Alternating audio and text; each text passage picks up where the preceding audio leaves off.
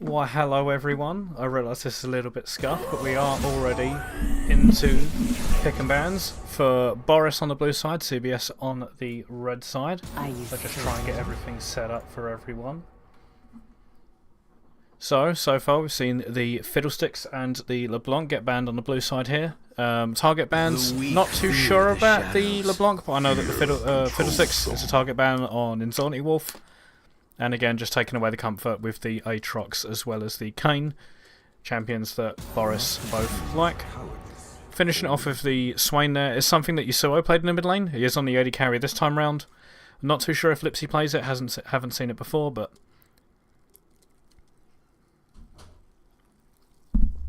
see how things progress. I want a turn. So, finishing it off with an Annie ban. Can be flexed into 2 roles right now. She is actually finding success again in the support position. Take her with the Glacial Augment, as we see the Pantheon pick first actually. Good flex pick, can actually be flexed into 3 roles. Top, well, 4 roles technically, with everything with the exception of AD carry. Strong first pick. Not too sure where it's going straight away. And I just realised I don't have music on. Where's the sound? There it is. We'll have to do that one for the in-game one as well, because it always sounds better with the league music. As we see the Warwick come through, this has been a flex pick for CBS multiple times. They've flexed it between both the top and the jungle.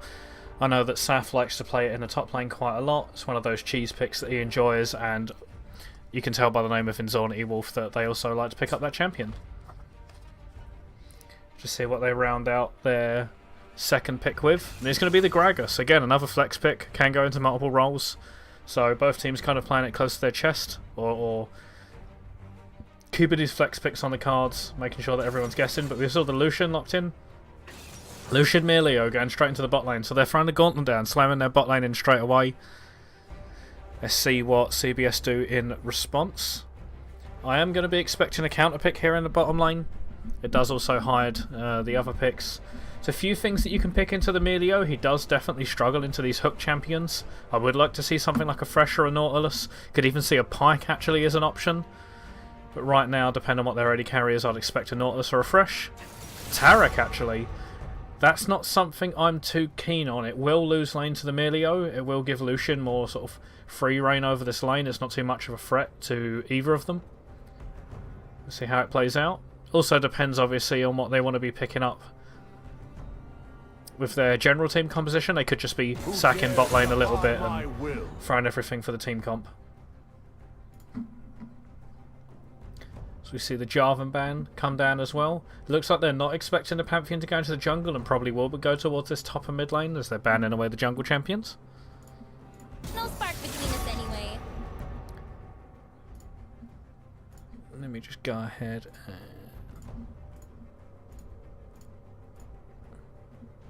hope this works. Hey, it will. I just got to resize it. Would you look at that? I've got a lovely little slideshow going.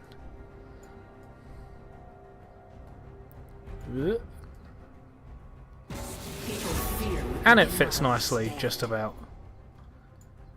See? There we go.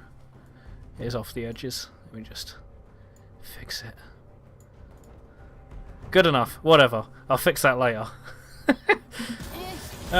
Yeah, so just quickly going back, we've got the 2 AD carry bans coming out on the side of Boris. Lost to Boris, they ban away the Samira and the Zeri, going up with that Tarek pairing. And the Jarvan as well as the Syndra is banned away on the side of CBS. They're most likely looking at a Pantheon top in that case, if they're going to ban away the Syndra. And it's going to be the Veigar blind by the looks of things. Very good performance recently from Lipsy Cat on that Veigar. He did actually have some... No, it's going to be the Seraphine. I've been baited. Going back to the stock standard that we used to see out of him. Heavy Seraphine usage in the tournament, both in Split 1. I think it was mostly just in Split 1. CBS played a lot of the Seraphine mid and it worked out well for them. It had a lot of high impact in a lot of their games. Able to get a lot good ults off, a lot of utility, providing a lot for the team. Just see what Boris ran their composition out with. Most likely looking, in this case, at both the mid and the jungle. So you see the Maokai slammed in. Definitely expecting this one to go into the jungle position. So it looks like we're going to be waiting for the mid lane pick, and we'll see what they pick into this Seraphine here. Unless, obviously, they take this Pantheon there. No, it's going to be the Veigar. So it is going to be the mid lane pick for the last, counter picking into the Seraphine. Veigar goes down, nice scaling mid laner in the mid lane. Not really going to get bullied out too much by the Seraphine. And the Jinx hover... I'm not expecting a Kindred. I'd be shocked if it's a Kindred. And then I wouldn't know where they would be picking all of their champions, but see how this goes. This is a very important match, by the way. Both teams are currently sat at the 2-0 position. Whoever wins this next one is going to be sort of 3 wins, and they are... Okay, it's a Kindred pick. They will be locking themselves into that upper bracket. We'll just see how these picks go down. And it looks like it's going to be Kindred in the AD carry position. Certainly not something I was expecting. Not something that I've seen for a while. I definitely think that Kindred struggles here in this bot lane. Not too sure how well she's going to do up against the Lucian. Lucian's not a champion that can bully her from the range, but should have the laning advantage, because Lucian and Melio is a very strong laning combo. And obviously the Taric, unless he lands a stun, can't provide too much. So this bot lane's going to be an interesting one for me. I'm not sure how this matchup is going to play out. I'd expect Lucian and Milo to just get the push. Just keep them underneath their tower. And I can't see there being kill threat from a Kindred and a Taric, but it also depends what mistakes possibly come out from Lucian and Melio. In the mid lane, I think Seraphine's going to end up with the push, keeping the Veigar onto the tower, but Veigar obviously scales a lot harder, is more of a threat. Warwick is obviously a far better ganking jungler than the Maokai, however Maokai has teamfight advantage, and in the top lane, Gragas should have most of control of that lane, but Pantheon can definitely get some kills down. But generally, Gragas is just so annoying to deal with in the top side. I'm sure a lot of people have played against Gragas in a variety of roles right now, and he's just incredibly frustrating to deal with, whether he's top or mid. Just constantly getting off his abilities with incredible amounts of ability haste. Keeping everyone stunned, CC'd, locked down, and generally just disrupting team fights. So it'd be a cool one to watch. It's I'm just surprised about this Kindred pick. I certainly wasn't expecting it, and don't know how it plays out in the bot lane, to be fair.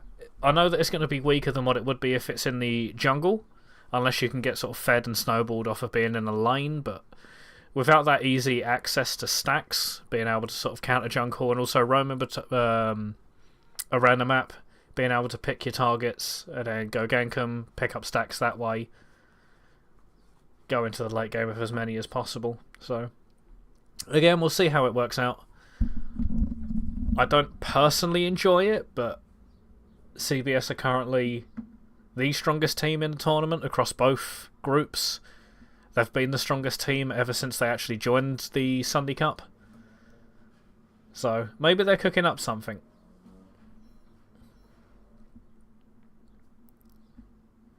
I just realised as well, the music for the lobby stops as soon as you get into spectator delay. Doesn't that suck a bit? I also have a non-working pre-game screen. No, it is slightly working. I don't have the runes to show, but what I do have is the pick order of the compositions there. Looks like CBS was aware of where this Pantheon was going. Started banning away the mid lane champ, so that's probably something that the True Swede doesn't actually go towards, and they've probably seen Dogmeat picking up the Pantheon. So, not too much power in the flex pick if you get scouted out, but at the same time, Pantheon's actually quite a strong champion right now. Big fan of the Panth, the Baker. But overall, strong team fighting team coming out from Boris, from both sides realistically, where you've got the Gragas Taric and the Seraphine, I guess Kindred as well with her ultimate. A lot of strong team fighting utility there, and then obviously mainly on the side of Boris you've got more skirmish heavy since you've got the Pantheon, but Maokai is always going to give you a massive amount of utility, always very good to get those ganks off. So we do head into the loading screen and then hopefully get into games soon and see how this game goes down.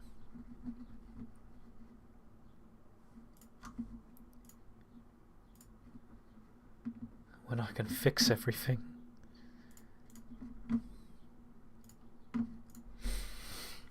Really quick, just want to talk about the runes being used as we transition in and I get rid of all of this lovely stuff. Truly outrageous. There we are. We're all sorted, we're all ready to go. So, just going to run down the runes that are actually in use here. You can see that the Pantheon has actually opted for that press the attack. A lot better for these sort of short skirmishing trades. You stack up the empowerment that you get with your abilities, hit them with the W, instantly stack up that press the attack, and it gives you a massive advantage in these short trades. Gragas on the other side is just running with the stock standard phase rush, able to sort of go in, get... Oh no, don't do this. League of Legends, please. Don't do this to me. Don't. Please, unbreak yourself.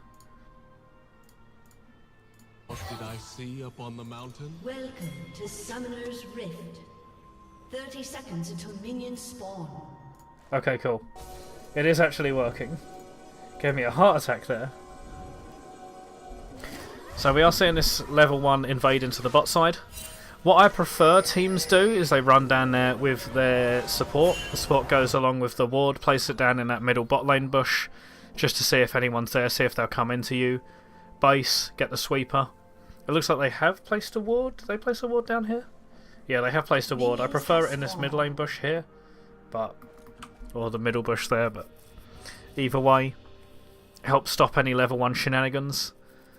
And it looks like CBS are going to do what they usually do, which is they're going to start top side and path into the bot side. You see Kindred marker's gone down there onto the Lucian. And Maokai will be solo starting on their red on the bottom side. So it will be a slow start for the Maokai. They will not get to the ganks or will not get to the first ganks as quickly as this Warwick, but we will see some trading and action here in the bot lane. As the Q goes through from the Lucian, I'm going to get a couple of auto attacks off onto the Taric, one there off to the Kindred, and a nice little trade to start them off. Something they're going to need in this lane just because they need to push this advantage. I do believe that they are going to have this sort of level 1, level 2, level 3, or general advantage here in the bot lane. They do have more damage and utility.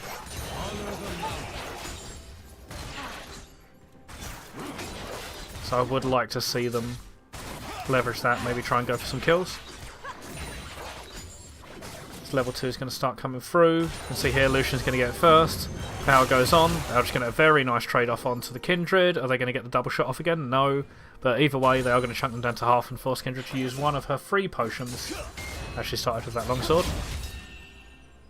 Pantheon goes out, gets the stun, and Gragas just returns the damage. So, both junglers clearing, both path in opposite sides of the map. You can see Warwick's coming down here now onto his 4th camp after starting a full clear. As the stun is actually going to come out onto the Lucian, that's a very big trade going back onto them. Melio is just going to try and get them out as Kindred leaps forward. Going to force the healer actually from the Melio there as here comes the Warwick running down. He does have that passive. He skipped his camps to come here. There is going to be a flash used possibly out of the Lucian. And there's going to be a flash follow-up from all of the members of the bot lanes there. Both the Taric and the Kindred following with their flashes up on that one. Well played there from Insanity Wolf. He is actually able to follow the flash through with the Q when you hold the ability. That little bite, as I remember the name of it. Jaws of the Beast, that's the one. Yeah, when you hold that one you can follow a lot of, or all movement abilities including flash. Follow them along, able to get the fear off. Flash follow from Little Sparrow there on the Taric means that they're able to get the stun. And also a flash follow from the Kindred able to get the damage. So we see Dogmeat's just pushing in this top side, getting the push here on the Pantheon. You can see the Gragas is out of mana, so he's most likely just going to crash this into his tower, possibly take a reset. Looks like he is just going to back off. Maybe go for the base. Just go for the ward. Yeah, he's going to ward Tribush. See, base and TP out from the Gragas. Unless they get stopped. Nice stop there. It's going to delay them by a fair bit. Possibly even force them to stay around. Gragas has got his wave in a pretty bad position. You can see here it's also pushing back into him as he gets his back stopped again. Not respecting the ability for Pantheon to just cancel his backs. And I believe, if I just go up here, wave is going to start pushing back in. It gets the back stopped again for a third time. They do have the cooldown up. They will be able to stop them for a, what, fourth, fifth time? But they are going to be able to get recall off of this time. Okay. So we see Inzorti Wolf back here. Really good at counter gank. You can see as the Emilio going to check the bush. Just as the wave crashes in, there is going to be a dash forward. Stun follow up coming out from the Tarek. This is going to be the block onto the Warwick, but I think this is going to be a very dead Lucian. Kindred stacks go out. They do have the Fear. Fear's going to go down, and they are just going to finish it off with those Jaws of the Beast. So two quick kills over to the side of CBS, punishing this Lucian. Flashless from the earlier play. There's going to be one kill going over to this back pocket of the Warwick. So we see a TP out here into the mid lane. None used out of the Seraphine. She did back. Was able to get a Basin able to walk back as we see some trading here on the top side. Pantheon hasn't actually taken a base yet though. Doesn't have the mana to really continue this. So it looks like they are just going to base.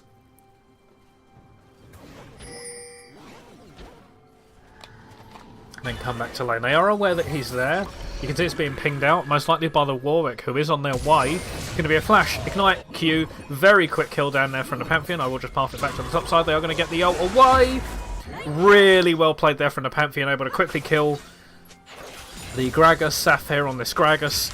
Flash, ignite, gets the stun, follows it up with that Empower Q that crits when they're low health, and then ults away, able to escape from the Warwick.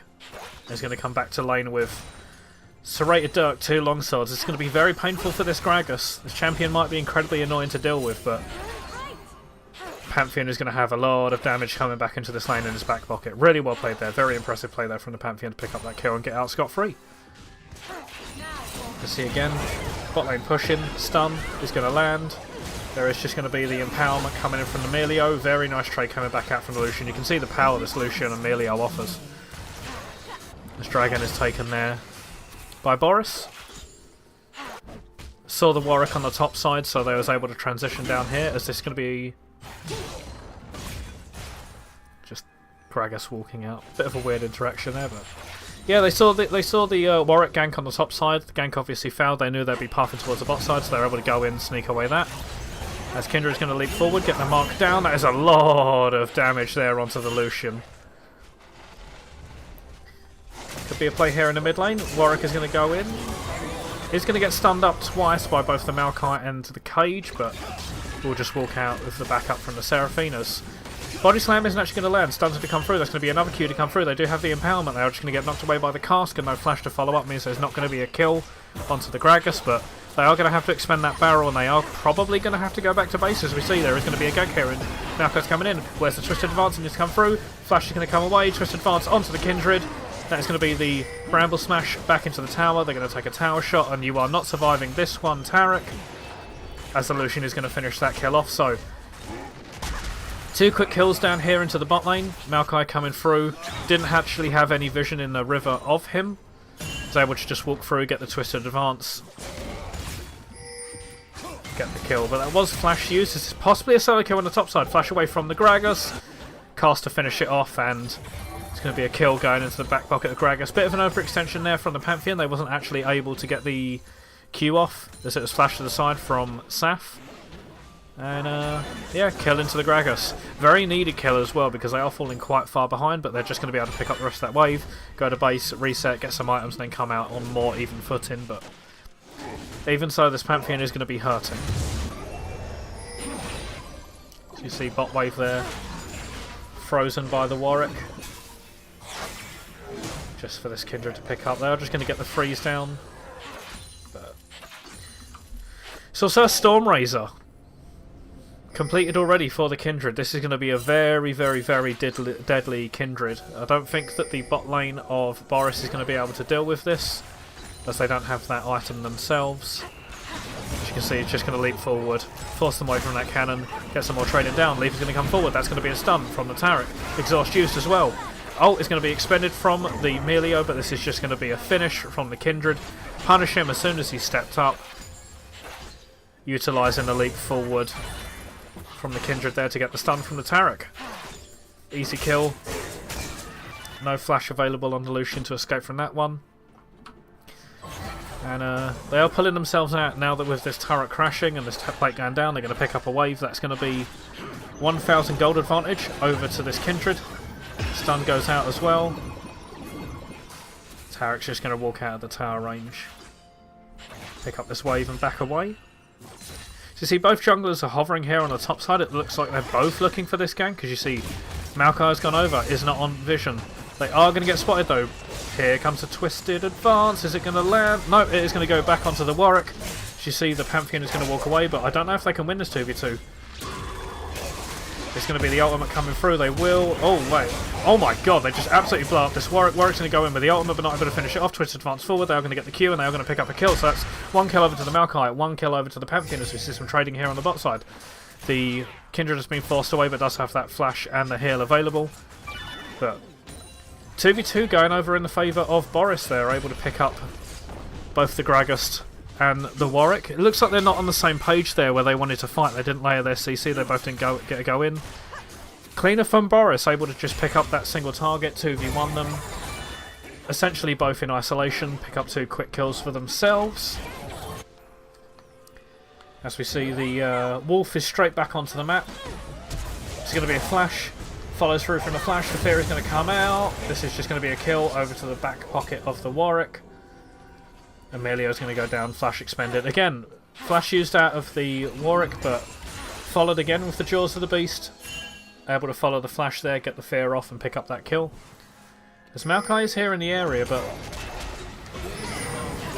they do both have their summoner spells as Lucian's going to go in, get the trade. Fear's going to get dropped onto the Maokai, but this Maokai is incredibly tanky. I don't know if they're going to be able to pick up the kill. 10 seconds to Dragon. Maokai's backed away. Both teams are going to back away. It looks like neither of them are going to do it on spawn. It looks like there's going to be a reset coming out for the bot side here of CBS. Lucian has also gone back to base. No teleport on the Pantheon either. But again, teleport is down for the Gragas, so it will be a 4v4 unless one of them decides to roam down here. But vision out for Boris. Not too much there from the side of CBS, so I'm expecting them to just wait for Kindred to come back out of base, walk forward into the bottom side of their jungle to try and get vision down. See Seraphine backing there as well. Or not. I've been baited once again. Ooh, once again. There it is. Tarection to go in, get vision, try and set up for this next dragon. As all is quiet on the Rift. 5 kills apiece. There is a 1,000 gold lead in the back pocket of Lost to Boris. I expect that is going to be on the Pantheon there. You can see that he's picked up 3 plates there in that top side as some trading go down, half healthing that Tarek. No stun to come out in return. And I know that Zorn Wolf is there in the bush. Tarek does have enough mana to start getting these heals out, start healing himself back, but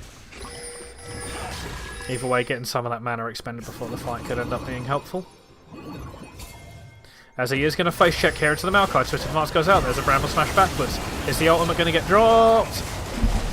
I'm not seeing an ultimate get used. No, here comes the Seraphine ult. It's going to land onto 2. Here comes the Wolf. Is going to be there, but I don't think they've got the damage to burn through it. They are going to get taken out by the Lucian. Twist advance forward. There comes the Kindred ultimate. They are going to stay in, but I don't think they're going to get a kill in return, and that's going to be the true Swede on the Veigar, picking up their first kill of the game onto the Kindred. As you see, both top laners have roamed down here into this mid lane. That is a big mistake there from the Pantheon, but is it going to get punished? They do drop the Ignite and the Q, but the Gragas is just going to speed their way out of there with a Phase Rush. They do still have the flash. Can they pick up anything else? No, it looks like they're just going to back away, take the reset back to base. Okay, so Lost to Boris have picked up 2 dragons. They have 3,000 gold lead. 3, 0 and 4 on the Maokai. They've been absolutely everywhere, getting off a large amount of ganks. Able to layer down the CC and allow this Lucian to really sort of start dealing the damage, even if they have picked up the kills themselves.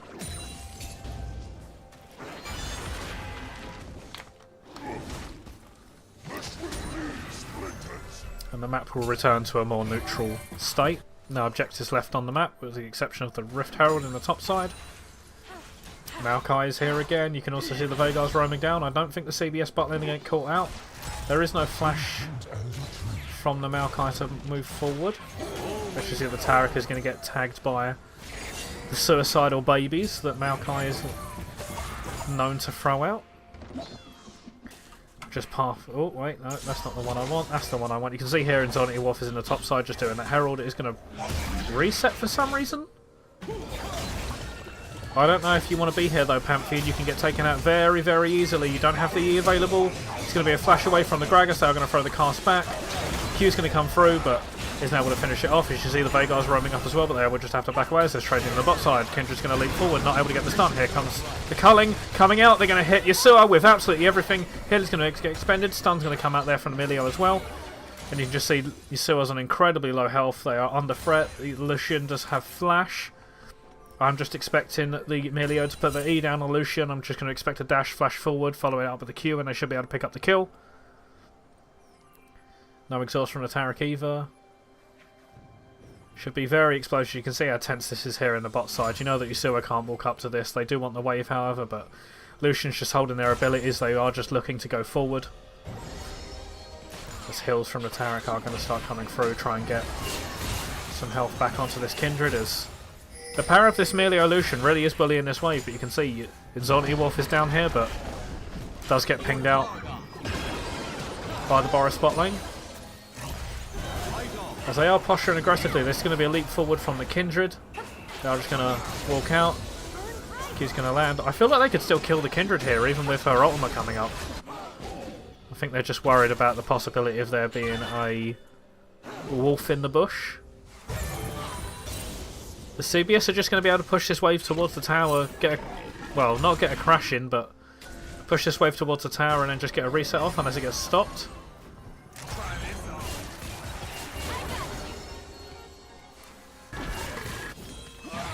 There has been a slight lane swap come out. Veigar's sitting here in the top side, going up against the Gragas, with the Pantheon here in the mid lane, up against the Seraphine. And their spot lane has healed up once again, as Kindred once again is going to leap forward. Apply that mark onto the Lucian. It's going to be a lot of damage onto the Lucian. But even more return there onto the Kindred. She does still have the ultimate and flash available. Flash Ignite is available for the Lucian. Very volatile lane down here in the bot side. I am expecting a lot of action. The stun is going to come out. Q is going to land as well. They do have the Ignite down. Q is going to come. Oh my god, goodbye to your health bar. E is going to come out. Not going to be able to block any damage though. Fear's going to come through. Jaws of the Beast is also... Oh no, wait, I just saw in the mid lane they just missed their ult. There is that action in the top side. Cast goes wide, but Inzonity Wolf has actually missed their ult there onto the Pantheon, possibly missing out on a kill there. Saw them slide past them on the map, so... Kill going over for the Pantheon, able to pick it up there on Lipsycat on the Seraphine. And no return kill for the Warwick, as Twisted Advance going to go forward. Bramble Smash down. Smites away the Rift Scuttler. Able to pick that up. So, impressive start here for Boris. They are about 3,300-ish gold up. They are leading with 2 dragons. They have 3 more kills in their pocket as Trader's going to come out here. Stun only lands onto Emilio. Lucian's free hit and Culling goes out. That's landing again. They do have the Kindred ultimate available. They do have that invulnerability if they need it. As a large chunk there onto the Pantheon as Twisted Advance comes out, but isn't going to actually do too much as Pantheon's going to walk in to the dog. Teleport is going to get expended. That is going to get cancelled though. They are just going to stun them. Dragon up in 20 seconds. Large chunk onto the Taric. It looks like they won't be able to join the fight, only really be able to put the ultimate down, as Gragas is probably going to take the back here, look to teleport down. I think the reason that the Veigar has actually been sent up into this top side is to match the teleports, but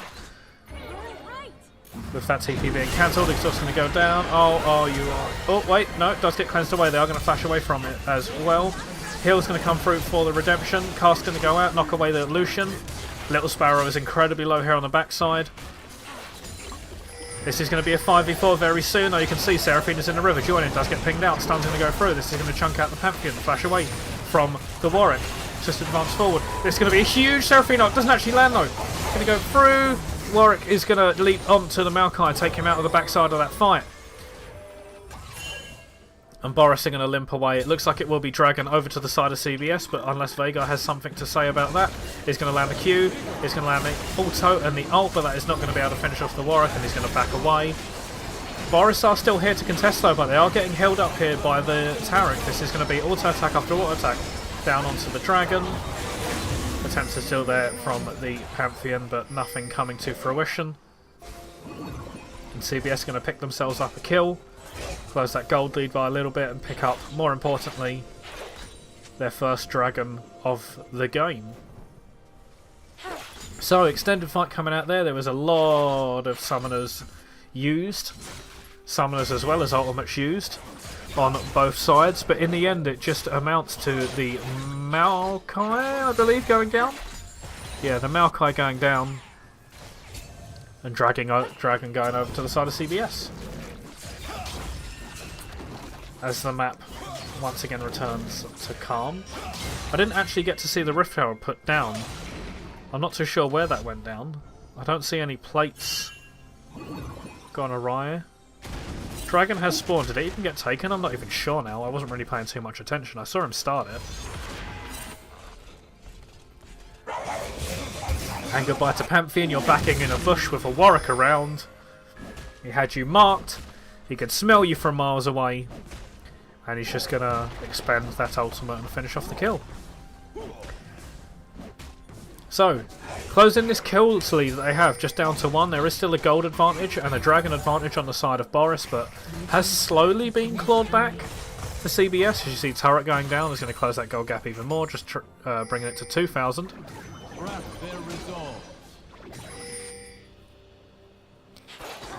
Actually, still is posturing aggressively here on the Kindred, but I don't know if you can actually take that fight, especially not with the ultimate.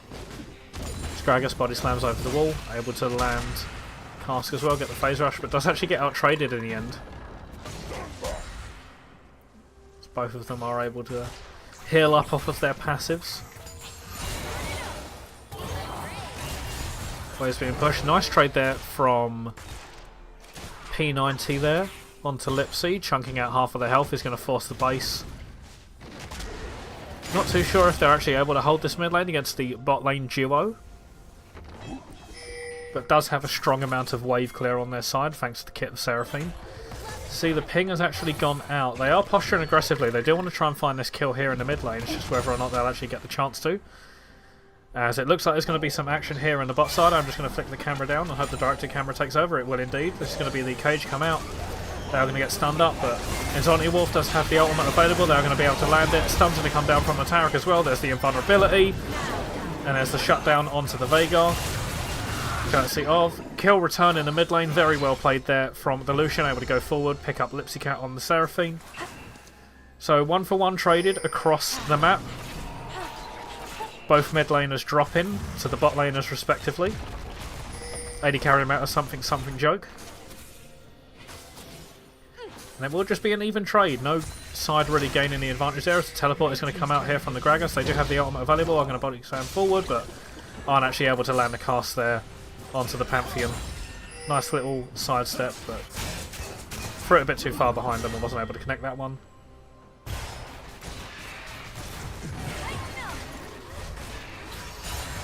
Everything is going to reset again. Bot lane for Boris is going to take a reset as Pantheon catches these waves shoving. Veigar's going to path into the top side. Does have that teleport now available, but there is no Dragon to fight over for the next minute. It looks like they're just going to be chilling up there for about 70 seconds and then look to expend that teleport down. I would like to see Lipsy Cat actually go up there and match them, push the waves out, because they're the one with the teleport advantage, and then you can move this Gragas into the mid lane instead. Gives them ease to roam down, otherwise you will just have waves pushing into your topside turret. Looks like I'm just going to opt to just get bodies in around this Dragon. Take out the Scuttler, get vision down, and set up for the 4th Dragon of the game. CBS eyeing up their 2nd.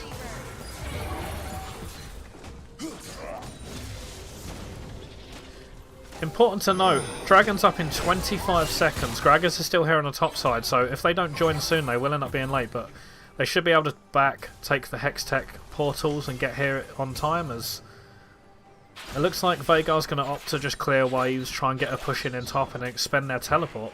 As Gragas is just going to come here and join. I really need to get used to these like map changes. It's been over a year now, and I'm still not used to how quickly these champions can come back onto the map. As you see, Gragas is actually here on time for the Dragon. He's going to be in the flanking position as well. TP is going to be expended in the mid lane. Gragas is on the flank. I don't know if they know he's there. Lucian, you're in a very dangerous position. This is going to be the cast go out. Body slam's going to miss. As is the cast. It's going to split up 3 members, however. Flash out from the Gragas. Everything's going to reset to be intense and neutral again as the root comes out there onto the Pantheon. E does get expended. That is a pretty long cooldown. But both teams just posturing here over the Dragon. It's going to get started there with Veigar throwing out the Q over the wall. It's just going to start hitting onto the members of CBS as they are going to start it themselves. Here comes the Pantheon though. Sky going to drop down. This is going to be the Seraphine ult hitting all of the members. You can see Zony Wolf there in the backside. There's going to be an invulnerability going down, but it's not going to block too much. Pantheon's going to run up onto the top side. Is maybe going to get taken out there by the Zony Wolf, but they are going to get dropped at the backside of that to the Maokai. As flash away there from Emilio, body slam forward. This is going to be very low members. Is Lucian going to be able to carry this one? No, it looks like they're just going to get forced away as Veigar starts chucking out spells. Dragon not picked up for either side, and CBS are just backing away rather than picking it up themselves. They might be worried that there could be a favourable fight for Boris if they go for that, but Cast's going to come out again. Cage is going to go down. Lucian goes forward, gets a bit of damage. Importantly, mid lane turret is still up here for Boris. It is going to give them more control over this mid lane, as you see that it looks like they're just going to run it back and fight over this once again. CBS, however, do have the health advantage. You can see here the carries for Boris are a little bit lower. Pantheon's not able to get onto the backline either with their ultimate. Charging up the Q. Maokai's not here in the area for the steal, and it's actually going to get picked up by the Kindred. Smite actually not used by Inzornity Wolf, but no real contest there from Boris after that fight, but they still will retain the gold lead, but they will miss out on another Dragon as CBS take the reset. Look to come out on the map. Next objective they're going to be fighting over is going to be this Baron. I've also just realised that 27 minutes means that these games have gone on longer than all of the other games that I've casted recently, so we might be set for a banger as the Twisted Advance is going to come down. Is it going to tag onto Yasuo? No, they are going to dodge away from that one. Just going to be able to walk out unless Maokai wants to expend the flash, but CBS are pinging here on towards the Baron. They could actually look to start it. They are indeed. Boris has got both their bot laner, their jungler and their top laner here in the bottom lane. They are going to start putting the pings down onto it. Pantheon isn't roaming up, however. Very nice cage goes down, chunks out Little Sparrow. This is going to be the culling used, going to get knocked away by the cask. As you see, Little Sparrow is going to be forced to flash out here with a Baron hit in on the backside of them.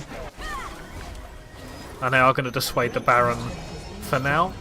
Meanwhile, Pantheon here in the bottom side, able to get the turret.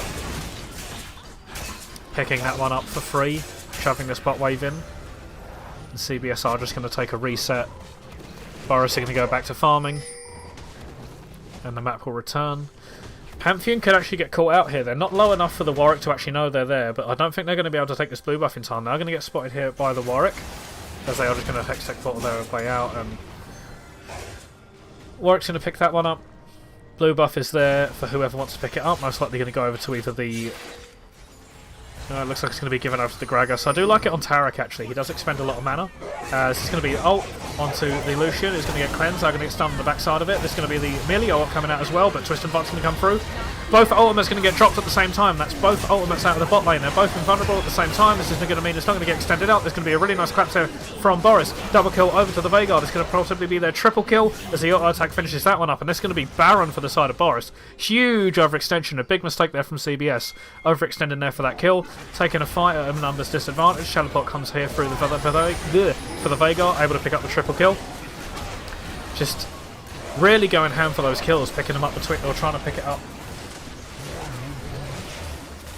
from that tier 1 there. It looks like there is going to be a steal attempt here from the Gragas, but the Lucian's going to dash over this wall, dissuade them. Stun goes out. Follow up with the Gale Force. Culling's going to come out, but not able to finish that one as Seraphine lands a stun. But, importantly, is it going to extend the gold lead out even further to 7,000 or 6.5. Baron is in the back pocket of Lost to Boris.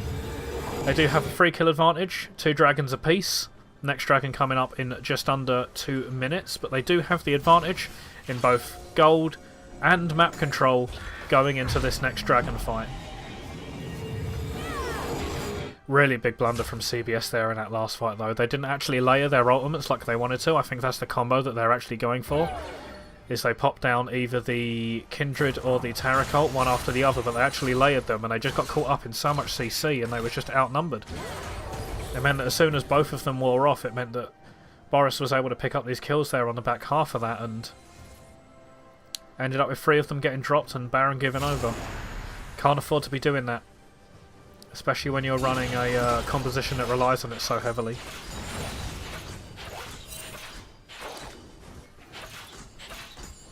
Vhagar is here on a ward. Warwick is here, does have the ultimate.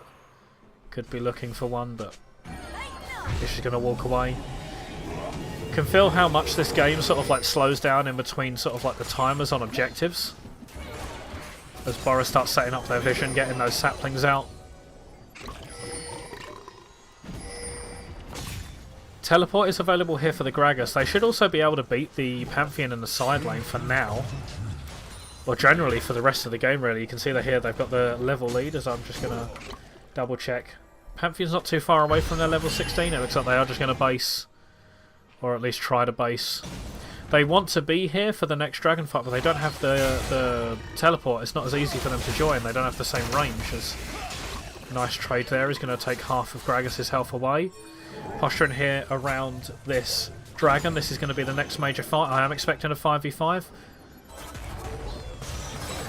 Stun is going to come out. Is going to get dodged away from. Twisted advance forward. Is going to dodge away from that stun and keep them out of harm's way. Gragas has based. Is going to path here into the top side. I would have preferred them to just save the teleport and just run here rather than collect that wave. The Pantheon is hovering around, out of vision. They are looking to drop that ultimate. Mid lane control is here for Boris. That is going to get pushed out, pushed into that tier 2.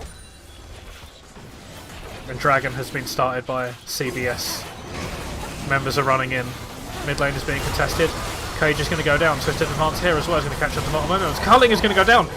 Little Sparrow gets blown up before he can even react. They are just going to hit on the backside, but this is going to get smited away by the Maokai. Flash over the wall is going to force Yasuo out. Twisted advance is going to land, but it's not going to actually make him follow. Lucian is here trying to hit on, but here comes the Vhagar as well. Maokai's hit on the backside. He's going to land a Twisted advance, get the Bramble smash down. They are going to try and finish off the Yasuo as ultimate is going to get dropped. They're just going to back away, wait this one out. There's trading here in the mid lane. We'll see if a kill goes down there. Milio is there to back them up as Lucian's going to go forward, pick up the kill there onto Yasuo on the Kindred. That is going to be the full ace across the team. Both of them getting dropped in the bot side. Gragas gone down in the mid lane. Third dragon of the game over into the back pocket of Boris, and they are going to extend their gold lead out to nearly 10,000.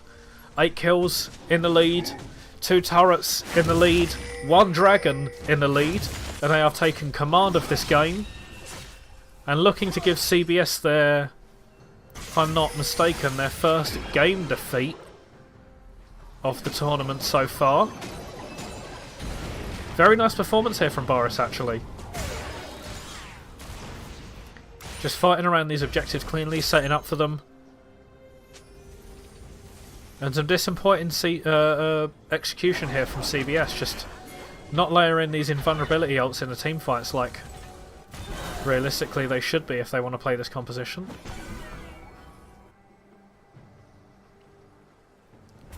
It's amounting to them losing the team fights. We'll actually just swap it over to the gold. You can see that there's a 3,000 gold lead here on the top side. Things are about even in the jungle. It's about 4,000 here in the mid lane. The Vhagar has just outscaled the Seraphine completely. And there's about 2,000 here in the bottom side for the Lucian, so the gold for Lost to Boris is where you need it to be.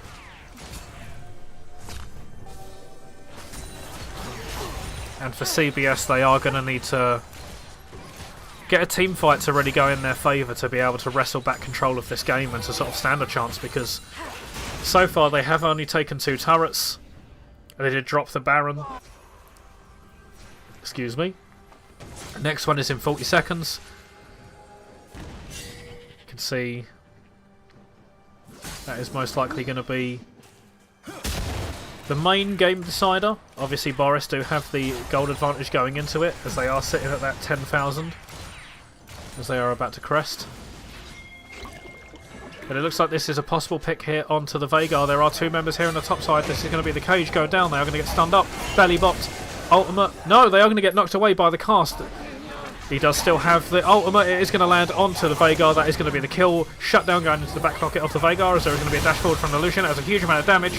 Gale Force forward. They're going to finish that kill there off onto the side lane where Lipsy Cat was trying to defend, but Baron has been started here for CBS. Maokai is in the area, but he's 1v4 right now. As you see, the other members of Boris are pushing here in this box side. They're going to start knocking on the base, knocking on this inhibitor.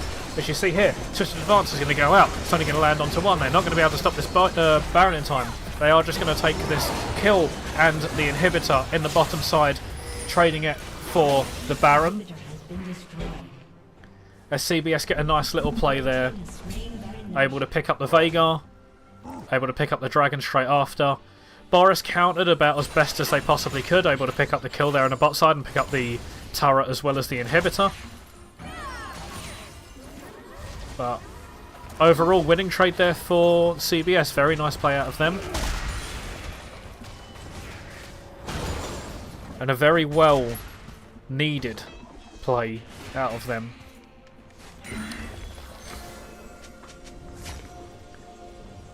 So, as things stand, things are going to reset to neutral. It is going to stall this game out for even longer.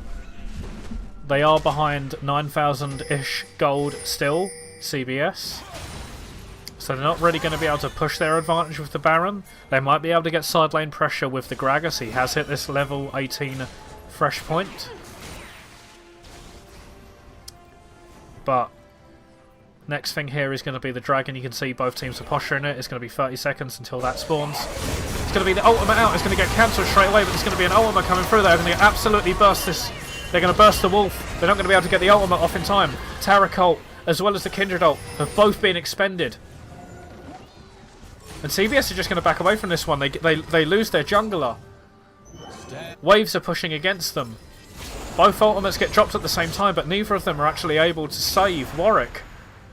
And it looks like it's just going to be a free Dragon Soul going in the way of Lost to Boris from a fight that CBS started.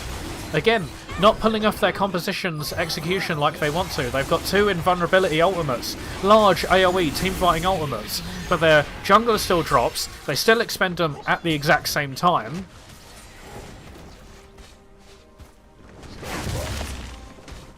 And the price of that has not only caused them to fall behind at multiple points in this game, losing the team fights, but they've just also lost the Hextech Soul, which is going to be very deadly on the Lucian. Able to dash forward. Doesn't have the rapid... Oh no, sorry, does have the rapid fire cannon, is able to dash forward, get a quick hit off, and that is going to be a large chunk of health. As we see it in action. Thank you for that demonstration. Exactly what I wanted, half hitting the Kindred there. And this game becomes ever increasingly difficult for the side of CBS. Ugh, it'd help if I do the camera correctly.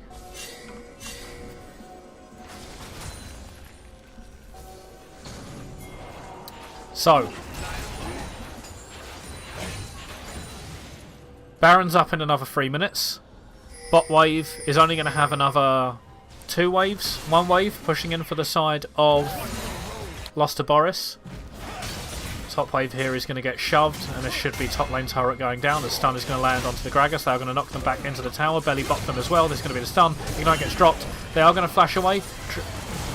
Drop the Zonyas, but here comes Swift Advance through. This is going to be the Kindred ult used on the backside, but Inzorni Wolf, you cannot survive this one as the Vega ult is going to get dropped on top of you. Here comes the Tarot coming down as well. It's going to make him invulnerable. Seraphine is only going to hit onto one there. He's going to get Charm 1. There's going to be Little Sparrow getting dropped on the side of the fight as well. There's going to be the stun going forward. They are going to pick up the Wolf as well as the Lucian is just going to dash forward, finish off the Seraphine there. Yasuo is going to get stunned up on the Kindred, and this is going to be a 5 for 1 in favour of Lost to Boris. This will be game 1 going over in their favour, and this is going to hand CBS their first defeat of the tournament so far. 1-0 to Lost to Boris. Oh my god, it actually worked. My post-game screen worked. I'm actually more excited about that. Oh, look at it. It's gorgeous. You can see everything on there.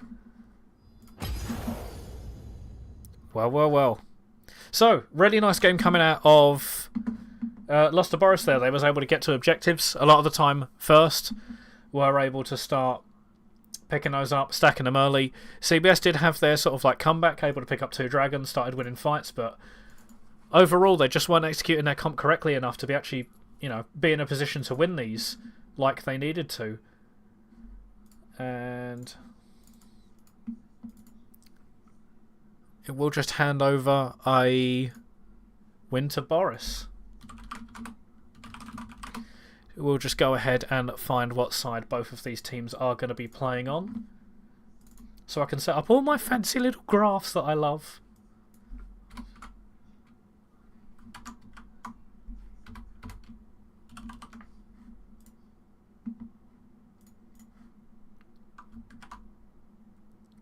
So it will be Lost to Boris still on the blue side. CBS have chosen to opt for that red side again.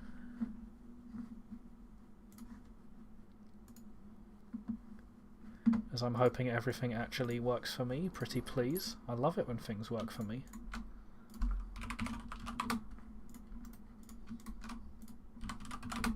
Not something I'm expecting actually. I know that CBS are a big fan of this red side, but I do think it is important to get early flex picks down on your, like, just get these powerful flex picks down. Something like the Gragas, you can slam it in as a first pick, hide the rest of your picks. But it does also give the option of power picks, taking 2 of them away as long as you haven't banned too many of them yourself.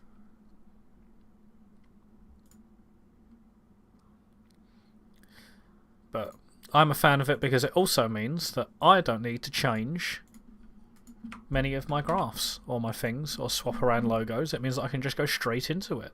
Isn't that great? It's all for me. But yeah, looking at this game 1, guess I'm going to have to vote for an MVP. I'm not entirely sure who I want to give the MVP to, you know. You have... Oh, that's a difficult one. I'm possibly opting towards the Melio. They had a very safe game. I think they only dropped 1 time, but Maokai also had a large amount of impact and a huge presence here. Large amount of their kill participation is because of him. They were involved in 19 of the team's 26 kills. They were all over the map in the early game, able to lock up these targets. They also had a very nice item choice, which is they went with the Imperial Mandate and Redemption. I love good item choices. I'm going to have to give it to either the Maokai... It's difficult. I'm split between Maokai, Lucian, or the Melio. I think I'm going to have to give it to Maokai. Game 1 is going to go to... I'm really sorry, I'm going to butcher your name. Is it Fion Lin? Oh no, it's the only number 1. I'm just... The only number 12. There we go. On the Maokai. MVP performance for Game 1 does go to them. Very well earned, I think. All over the map in the early game. They're the ones that sort of brought out the lead. They're able to use these saplings to get the map control. Are able to, you know, use the Maokai ultimate as well. Get a lot of these fights started. Lock down the valuable targets that they need to. Make sure that these squishy members on CBS can't run away, can't deal the damage, and pulls them out to the win. I'm just going to be looking to get into game number 2 for you soon, as the teams do get ready. So, Los Boris are going to be fighting for a guaranteed spot here in the upper bracket. If they do win this next game, it's going to put them to the 3-0 scoreline overall, and that will qualify them. And CBS will be looking for picking up that in their next game, try and get to that 3-win threshold afterwards.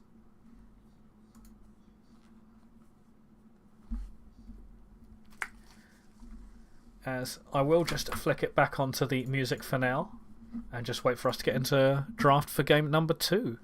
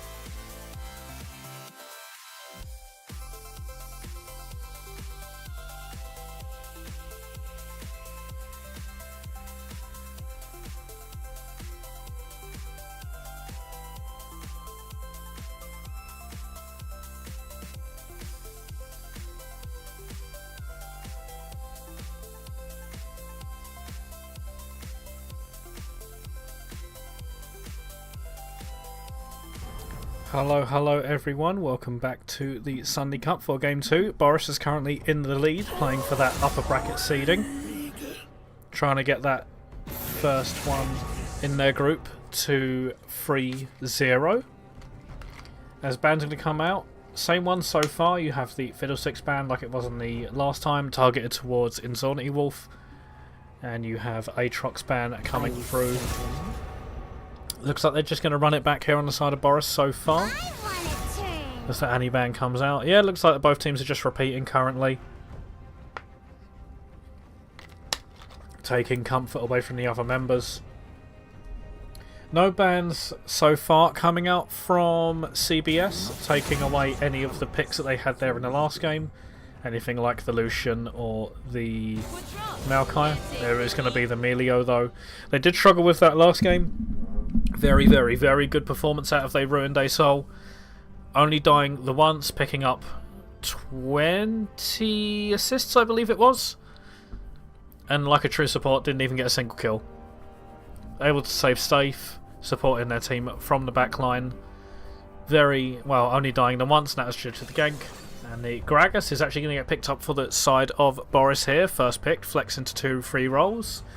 Always nice to see a lovely flex pick. We've seen a few of them so far in Game 1. And it is going to deny the Gragas out from Safrodormu, as we know he likes to pick that one up. And it is possibly going to be the Cho'Gath. I know that CBS have played this in the jungle, and I know that they really like Cho'Gath in the jungle. And Zonity Wolf is a huge fan of that one. So I am actually expecting it to be a jungle Cho'Gath coming out. But we'll see what actually happens when they finish off the rest of their picks.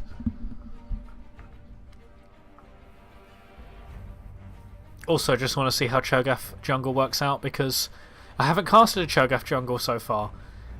I just know that the Q is Rupture, and I can't remember what the ultimate's called, probably something like Devour. I think it is Devour. And the Veigar is going to get picked up here for the side of CBS. That's going to go straight into the mid lane. I don't expect to see it in the bot lane. Do know that Lipsy fan is a huge fan of that one. It's going to be Zeri Lulu picked up. Oh my god, are we the LPL now already? This is a combo that I know a lot of people are sick of, but I do actually really like seeing it just because it's so fun to watch. But, I mean, in my opinion, just seeing a Zeri zipping around, able to slide through a wall, get a huge chunk of damage down with a W, and then just run around the fight getting pentakills left and right. Really nice to see. Jhin Hover currently coming out. I know that Yasuo is a huge fan of Jhin. I think it's their most played champion overall. And that is going to get locked in for the third one. So Jhin, incredibly strong right now.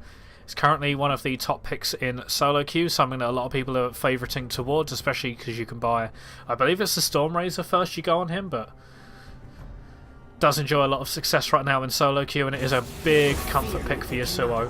I believe having a roundabouts a 500,000 mastery points, I think, something along those lines. So Syndra band is going to come out here for Syndra. Blitzcrank ban taken away from Little Sparrow. Possibly worried about them taking the Blitz Jhin combo, playing aggressive up against this Zeri Lulu, trying to get those hooks down, get those kills. It is still going to open up Nautilus or Fresh. You could either go with a Pike, but I don't really like Pike Jhin too much. Fear the shadows. Fear controls them. But any of these hook champions into the Lulu can definitely bring the pain, as Ban is also Bard is getting banned away. Another target ban here onto Little Sparrow. The 2 bans in the second phase getting used onto the support, taking those away from him. Rakan is still available. Doesn't do entirely too well into the Zeri Lulu though, but is a comfort for Little Sparrow. Would still like to see a hook champion, to be fair. It is going to be the Nautilus, like I said earlier. I really hope. Yep. So it's going to be the Nautilus locked in. Big fan of that into something like Lulu. I also like it into champions like the Melio. Any of these enchanters, really. I think if you can get a strong AD carry to pair along with it, just take a hook champion, go in, try and kill them. Can make that lane very volatile, and I think volatility in the bot lane is very good right now. Even if it can backfire, it can certainly give you the lead that you need to win the game as long as you play it correctly. As we see the Maokai coming through again, I think it's going to go straight back onto the only number 12. Had an incredible game last time. MVP for game 1 as well, I believe I gave him. able to get around the map. Jace is currently being hovered. It is going to be picked blind though. I think they might suspect it's just a Cho'Gath in the top side. But it's most likely going to be a Cho'Gath jungle, so it should mean that Saf here is actually able to get the counter pick down. It's going to be the Camille. I haven't played this matchup for a very long time. It's been a long time since I've really been touching Jace in the top lane. It is my most played champion, however, but it's been 6 years, I think, since I've been playing it. And I don't ever really remember having a great time up against a Camille as a Jace. You are able to bully her out early, but this is also at a point where Camille was much stronger. In those sort of like late Season 6, early Season 7, throughout Season 7, around that sort of time, Camille was definitely enjoying a lot more success than she currently is. But all of that analysis goes out the window when I see the fact that Jace is actually going to be put into the mid lane, with Gragas going in the top side. Maybe CBS also thought the same and took the Camille anyway. Depends on how their scouting goes, but it is going to be the Gragas-Camille matchup in the top side. Gragas does generally win that one, is able to get the CC down on Camille, get those nice early trades off, proc the phase rush and run away without Camille being able to do too much to follow. Does depend on how it's going to get played out though. Would like to see how the Cho'Gath is also going to go. Just because, like I mentioned before, haven't really seen the Cho'Gath jungle. As we are going to go into a delay. I don't know why, but for some annoying reason I can't get runes up, and I really want to get runes up. What if I refresh this? Nothing? No? Okay, never mind. I can't get runes up apparently, which sucks a bit. We'll just have to wait until draft to get those. So I will actually... No, I'll leave it on this. You can actually see pick bad order in that way. So, running down the compositions that we have so far, Zeri Lulu here in the bot side, I do give the teamfight edge over to them, because Zeri is just able to absolutely massacre through a team when she's actually got a Lulu at her back. Jace is there to offer a lot of poke, doesn't succeed in these team fights as well as the Veigar does. Cho'Gath against Maokai, I favour Maokai in these team fights as well. And Camille's able to go in, skirmish and actually lock down a target like the Zeri. But Gragas overall, again, I think wins in a team fight. So, team fight wise, I'd give the advantage to Boris.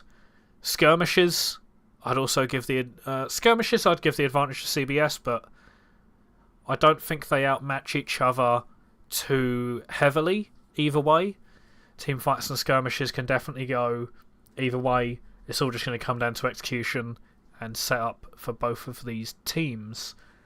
Do want to hit on real quick into the bottom lane matchup. Lost my voice there for a moment. Jhin Nautilus is definitely going to have the kill threat down here on the Zeri Lulu. However, if Zeri Lulu can actually avoid the hooks and avoid getting ganked, they should have general control of the lane since they are double ranged. Zeri Lulu obviously able to do quite a bit of damage. Lulu especially. Just needs to make sure that she's looking out for these hooks, making sure she doesn't get layered CC'd. Because anytime one of these hooks lands and Jin's able to follow it up with a Deadly Flourish, it is just going to be a free kill over to them, or at the very least, Summoner spells burned.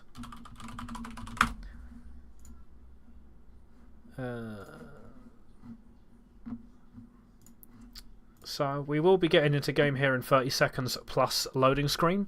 One thing that I'm actually concerned about is actually going to be this Jace in the mid lane. It will have a lot of power here over the Veigar. However, as the game goes on, Jace isn't really going to be able to join these team fights like the Veigar can. Isn't able to have that same kind of impact, that same kind of power. It won't be the same amount of zone control that a Veigar offers. But does obviously win out on the poke advantage. So we'll have to utilise the poke out from the Jace, trying to hit onto those important backline carries. As hopefully League of Legends client doesn't ruin my day. Should be able to get into game very shortly.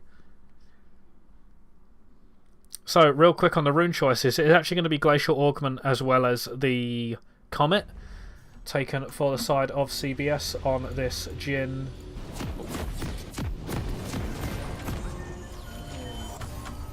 and Nautilus as I just flick this over and get everything here underway. So this is going to be game 2. Lost to Boris against CBS. Lost to Boris currently have the advantage with the 1-0 score line. They are both, again to remind you, both playing for a guaranteed place in the upper bracket.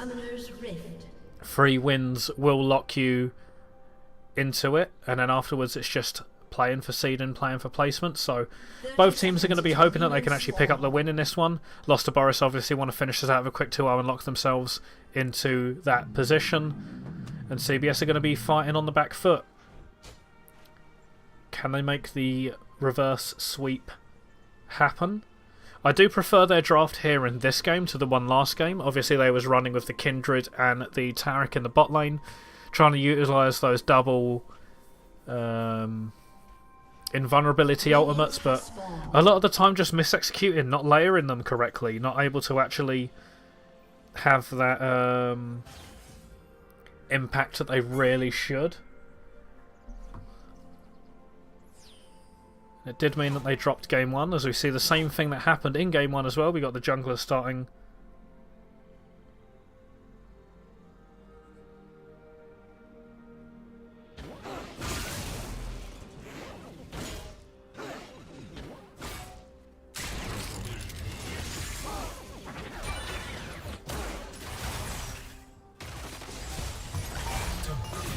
apologies. Yeah, so both junglers are going to be starting on the opposite sides of the map.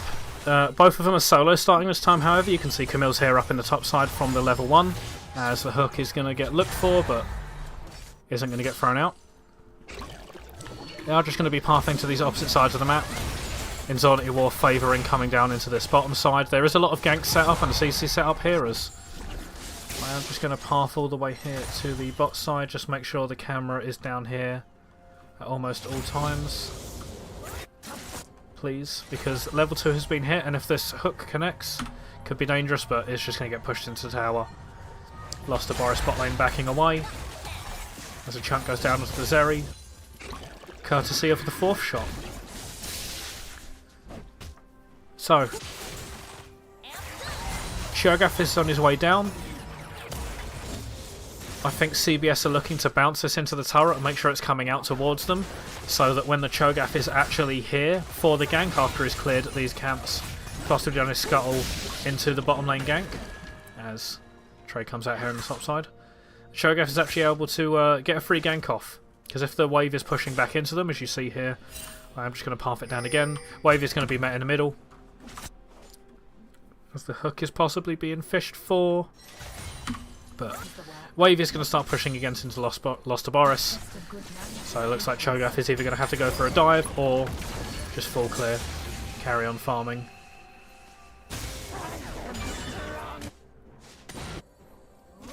And Saf Rodormu is currently farming safely on the turret as well, or near enough, so it doesn't look like there's going to be early game ganks coming out. We'll see if there's any 2v2 or 1v1 solo kills, as the hook is going to come out. It's going to land on the minion, however. Deadly Ferris is going to come out, it's going to land on the Zeri. Root goes down, barrier goes down as well. 4th shot comes out. Is going to stay above, well, it's just going to drop below half health now with that bouncing grenade. Cho'Gath is here on the wings. Hook is going to go out, but isn't able to connect there onto the Zeri. So, Summoner Spell blown here in the bot lane. That does give advantage over to CBS. Very important considering they have the kill lane, as Gragas just ruined his own freeze by throwing out that Q, but big chunk out there onto Yasuo. As the knockup is going to land here onto Jay. Silent goes out. There's just going to be a bit of damage going down though. And attempted gank in the top side isn't going to work out. Camille far too safe under the tower. Also has that hook shot. Wall dive. Able to just get back to a turret as hook is going to land onto the Lulu. Polymorph comes out, but large amount of damage onto Lulu, but does walk away with her life. No threat down onto her there. They are running double defensive summoners here with both the barrier as well as the hill, but Cho'Gath is here waiting in the wings, as I'm going to flick it down again because it keeps dragging me away. No, yeah, that one, whatever. Don't know if they'll be able to pull this one off, because like I said, wave is still pushing in towards them. It is going to start pushing out now, but Cho'Gath is opting to stay, as it looks like they're looking for the dive overall. Yasuo did use the bouncing grenade on that wave, Hook is going to go out, but it's going to miss on the Lulu. Zap also goes wide. And a Cho'Gath is just going to back off as the Maokai comes down here, throws a controller in the bush, sees it's recently been warded. Both teams are going to back away. Very tense around here in the bot lane. You can see both junglers are looking towards it, making sure that neither of them go down, as a nice bit of poke goes down onto the Jace, currently suffering a little bit in this lane. Lipsy having total control of this lane, is just able to ding over to the level 6, does have kill threat as you see the Nautilus is roaming forward, and Jace is just going to go ahead, back away, probably throw a shock blast over. Now he's just going to get totally zoned off of their turret. They need to back and TP realistically, but they don't want to lose out on this cannon minion.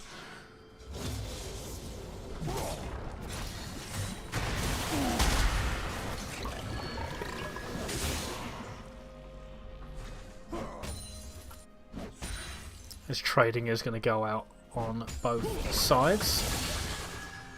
I am just going to see if I can bring in a co-caster real quick. Let me just... Ugh.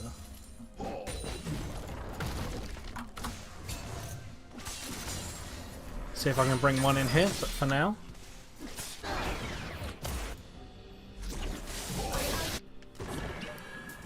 There isn't going to be much action across the map, but this could be a possible hook. It's going to land onto the Lulu. Deadly Flourish comes out, going to root her up. This is going to be auto attacks going down. This could be a kill threat. Ignite is going to get dropped. The healer's already gone. Flash forward, full shot onto the Lulu. Is going to finish that one off. Quick, easy kill. Stun is going to go down onto the Jace as well. He's going to chunk him down to half, but very well played there from the side of CBS. Able to get that hook from the bush.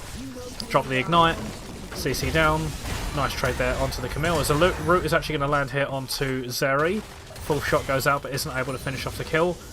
And this is the kill threat that we saw earlier.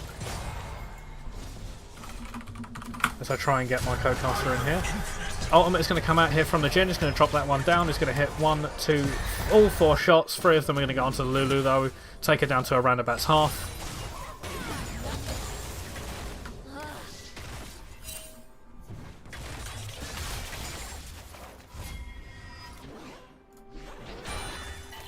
That's everything for now. Hex flash across the wall. But not in an angle to get a hook off. There's another wave is going to get pushed here into the bot lane. No jungler attention. Looks like they're just going to try and harass them off of the minions. Maybe try and get a tower plate. He's going to get a 4th shot onto the turret. Holding it for a while. Bouncing grenade goes out. Wave is going to get cleared. No turret plate going over into their pocket. Maokai has roamed down here. Cho'Gath is in the area to be able to respond if a fight does kick off. His body slam goes out. Hookshot wall dive is going to connect as well. They're going to get that Q2, take a turret shot and a cask for their troubles. As some more trading comes out here on the top side, but Pingin's going to come down. It's going to be a flash forward. Polymorph goes forward. Twisted Advance is going to be coming out. Here comes the ultimate. Drops on 2. He's going to land. Twisted Advance comes through. You do not have flash. You do have the hill. Hill is going to land. Bouncing Grenade is going to finish off the Zeri there. Knockup's going to come through onto the Lulu. That's going to be the Devour coming on. It's going to be another 2 kills over. Flash away from the Cho'Gath is going to dodge that one as well. As Lipsy is just going to run straight at the... They do have the flash. And that's going to be a free kill from Jace, donating himself, leaping forward. Maokai's going to go forward, Twisted Advance, going to get knocked up for his troubles. Sun's going to come out, Deadly Flourish from downtown, going to get the hook, going to get knocked up. This is going to be another kill over to Lipsy, that's 2 for his troubles, and they have exploded the game out to a 5-kill lead. They're already up to 1,000, and they are going to start the first dragon of the game as well. So, CBS have just completely blown the game open. They're able to get the leverage this strength that they have here in the bot side, this kill threat that they have, and pick up these early kills.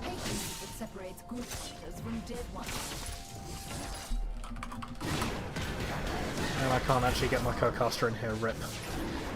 So, taking stock of what has actually gone on.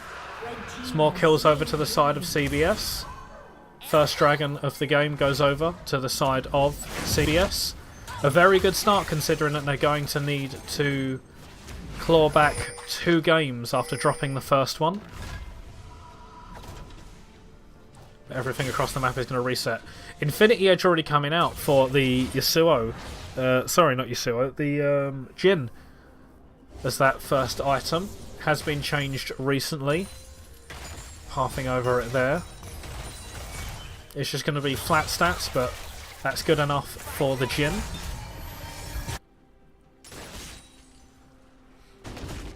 I would have thought it would have been a new Storm Razor, especially because it gives the movement speed, but not actually a Jhin player, haven't seen the builds, so wondering how things are going to do.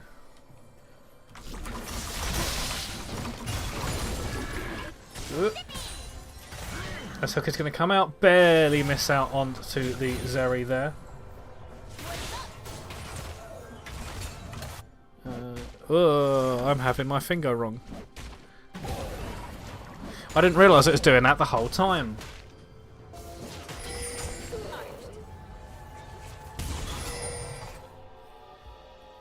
This Hex Flash is going to come out from Little Sparrow, but not able to land the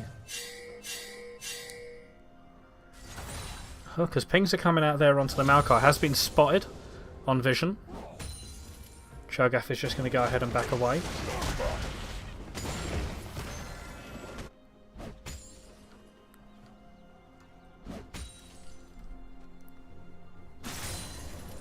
As Nautilus is still here in the position, they are going to walk up. They do have that depth charge. They do have the ultimate available. Deadly Flourish is going to land here onto the Lulu. This is going to be the fourth shot. Hook is going to come out, barely go wide there onto the Zeri, but heal's still available but not burned. Probably a good choice there. They would have been dead anyway, and that's going to be another kill going over to the side of this bot lane of CBS. Another kill into the back bucket of Jhin. That's free for them. One more and now have their favourite number as another turret plate goes over, and a big chunk there onto the Zeri with the bouncing grenade and the fourth shot. There's the hookshot wall dive.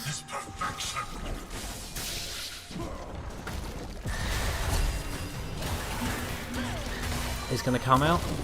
Is this going to be a kill here on the top side? They are going to get the shield through. They're just waiting for it to drop but aren't able to get the kill down. Q Flash comes through from the Jhin but isn't actually finishing off the kill there. Two possible kills across the map, but both of them able to survive. As the Rift Herald is here, going to get dropped here onto the top side, is going to take away this tier 1. Wondering if they actually needed that one. They probably could have just taken it and then used it somewhere else.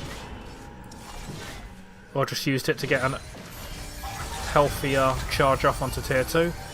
But there is going to be the CBS members here roaming up into the top side. Nothing is going to come of that one.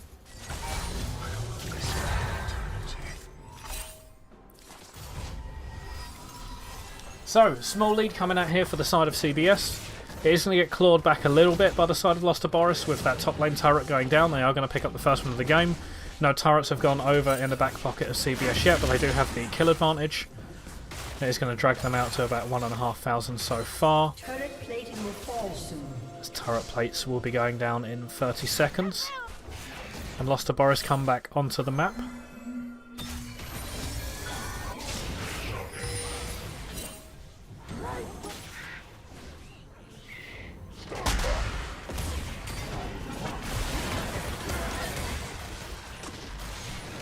CC here is going to land onto the Maokai. They are going to smite but not actually be able to finish that one off as Gragas comes over. He's going to bounce the Veigar back into the team.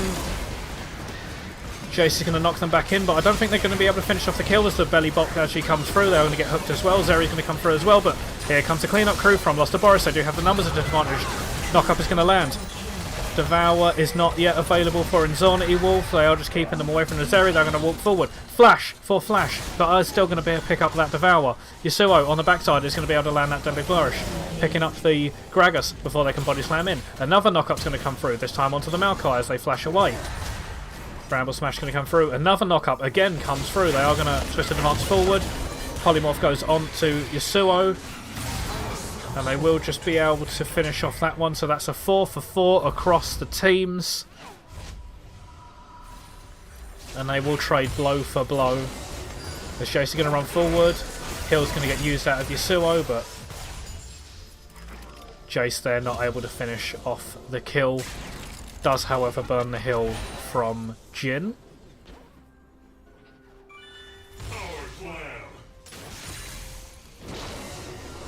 and everything is going to reset. One thing to note is that CBS have lost all of their summoners with the exception of that teleport there on Lipsycat. And Dragon is currently up and will be 4 over for both of these teams.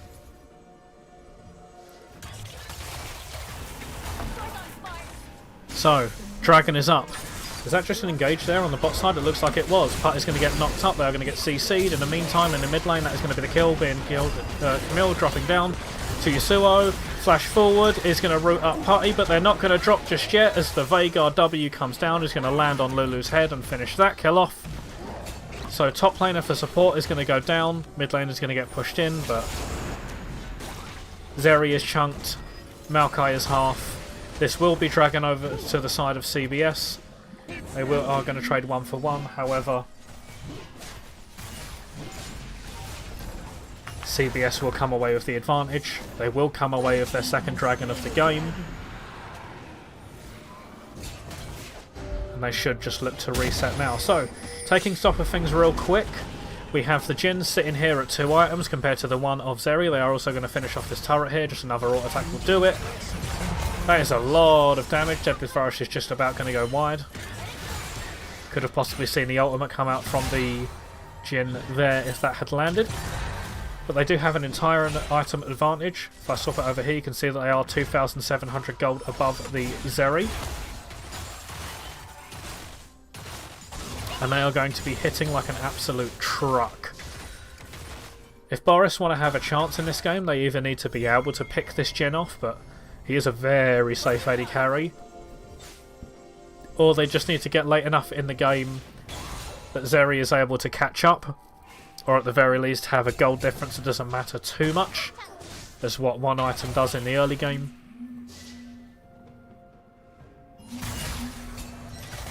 Try and roll her for a team fight with the tools that they have to enable her. So Boris is going to be here pushing in the mid lane. X-Flash is going to get used over the wall again, keeping him out of vision. As Jace is in the bottom side, trying to match up against the Veigar. Gragas going to walk up here, waddle his way up here into the top lane, matching the Camille.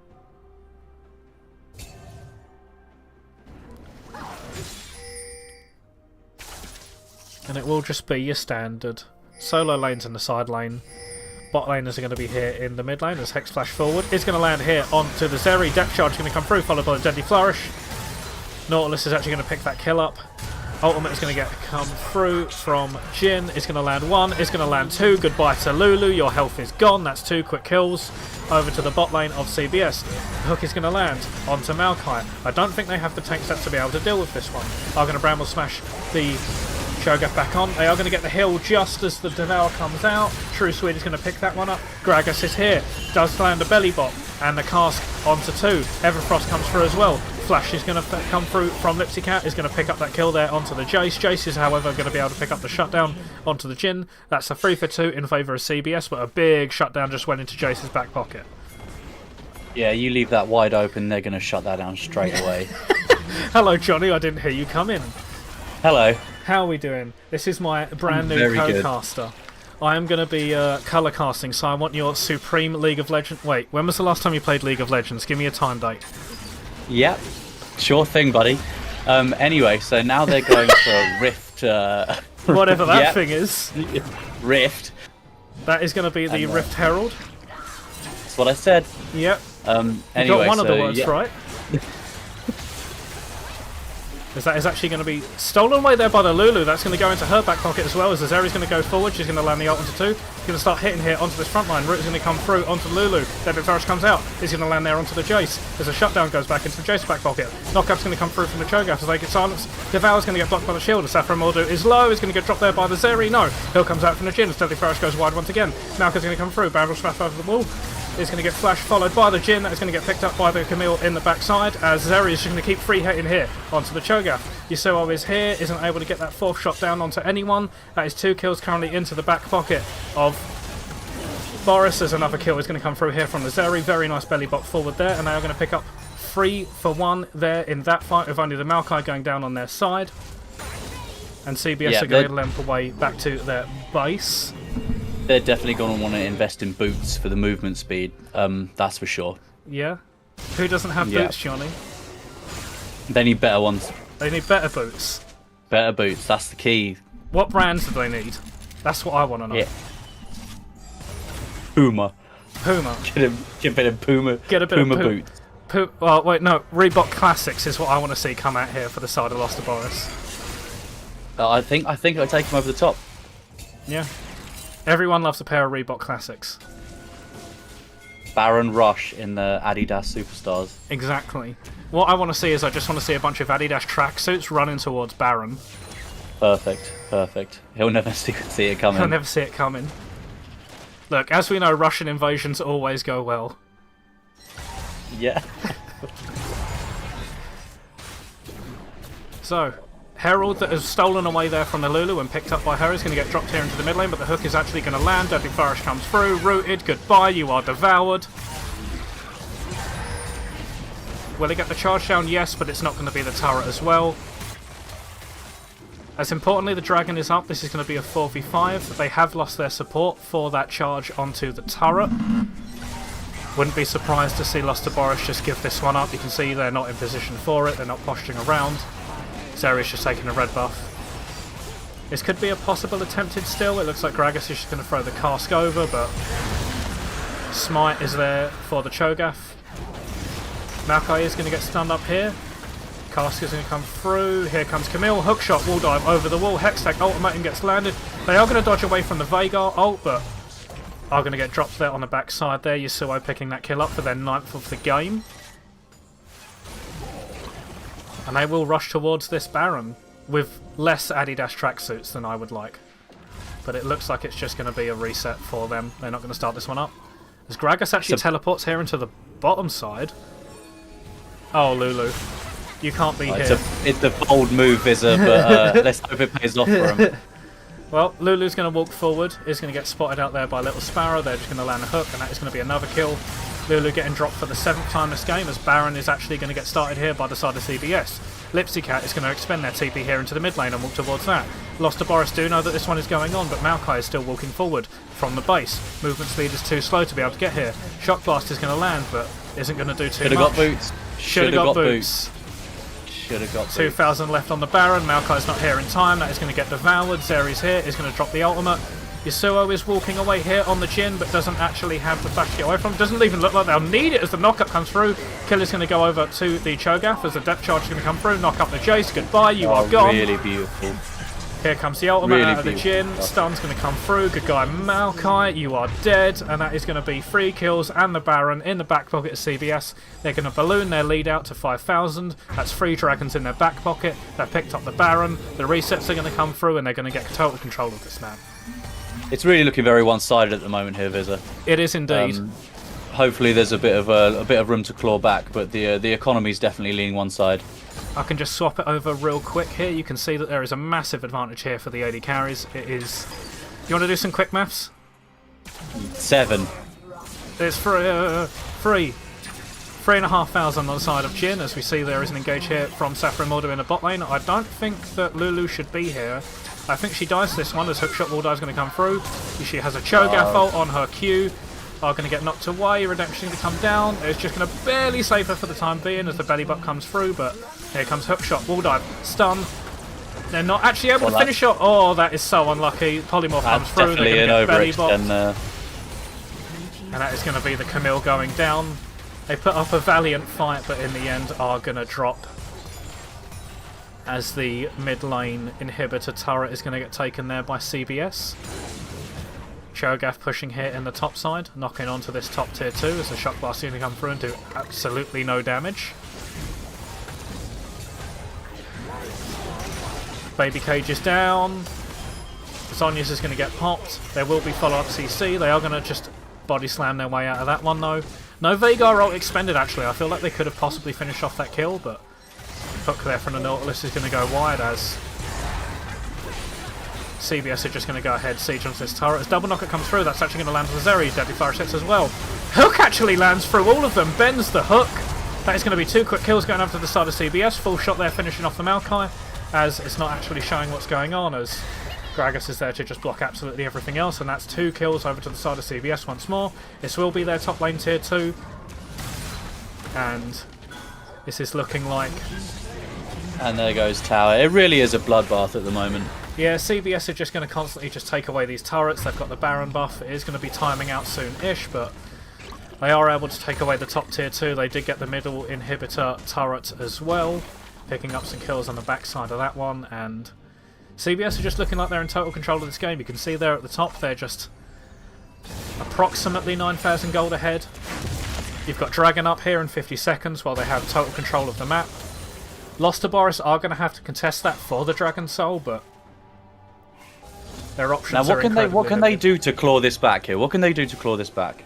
The only way that Lost to Boris are really going to be able to claw this one back is if they actually win the next fight here around the Dragon. As the stun baby cage is going to come through, there's going to be a big chunk here onto the Malcolm, but Twisted Pant's going to come through.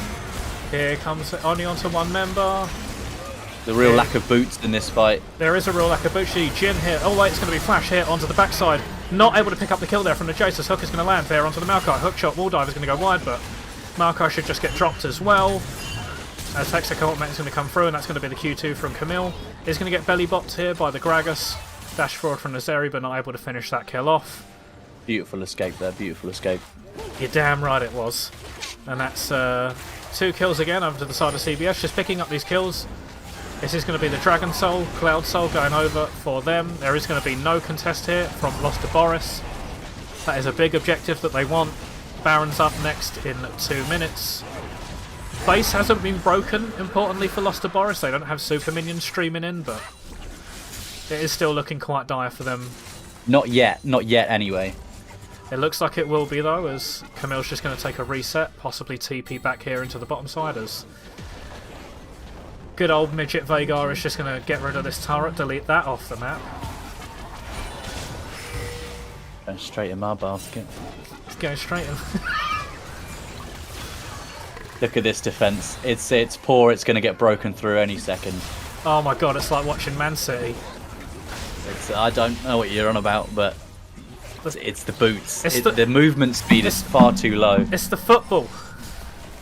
It's the football, Johnny. Yeah, sure thing, buddy. Anyway, this is a really good display of top quality Counter-Strike. As you see, the 10th to 12th shots were clearly missed. As Wave is going to come in, they are just going to start hitting onto this turret. As the Maokai ult is actually going to get dropped, it's just going to get blocked there by the Cho'Gath. He's just going to use his body.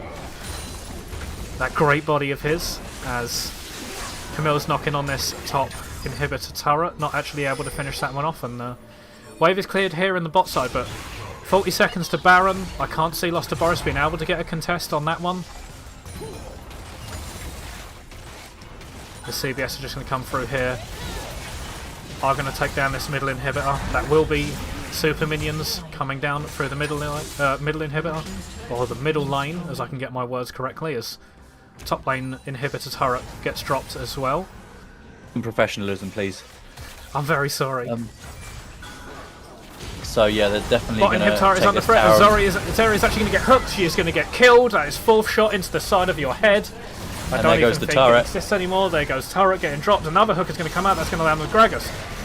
Cage is going to come through. They are going to drop the Zhonya's, but they have been knocked back into the turret. They are going to dash away from the deadly flourish as Jace. I don't think you can survive that one, buddy. As Camille's going to do her best Kingsman impression and cut him in half. This will be the rest of the inhibitors all going down as well. That's 3 inhibs. That means that there's 2 super minions coming down in each lane in every single wave. There is not going to be a contest coming out of Lost to Boris. There is 30 seconds left on the Jace, although he does have the TP. But it looks like CBS are actually going to take the reset before they go towards this Baron, and I feel like this game is all but done and dusted here for Lost to Boris. I think they're just going to have to start talking about what they want to start doing in Game 3.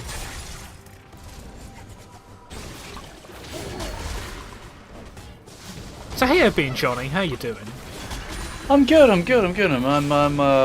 I'm totally prepared for this casting, and I've read the manual for the game. Yeah, from the League of Legends game box that you get. Yeah. Yeah. Unfortunately, I did buy it from a CEX, and the code had already been used, so I do just have the manual. But it's a great read. It is a great read. You know Chock what? Full of lore. I've just had a very vague memory, which was you remember I think it's Killzone 1, or I can't remember. I think it's Killzone 2 actually. How incredibly cool their actual like game manual was. It was actually in the style of a newspaper leaflet.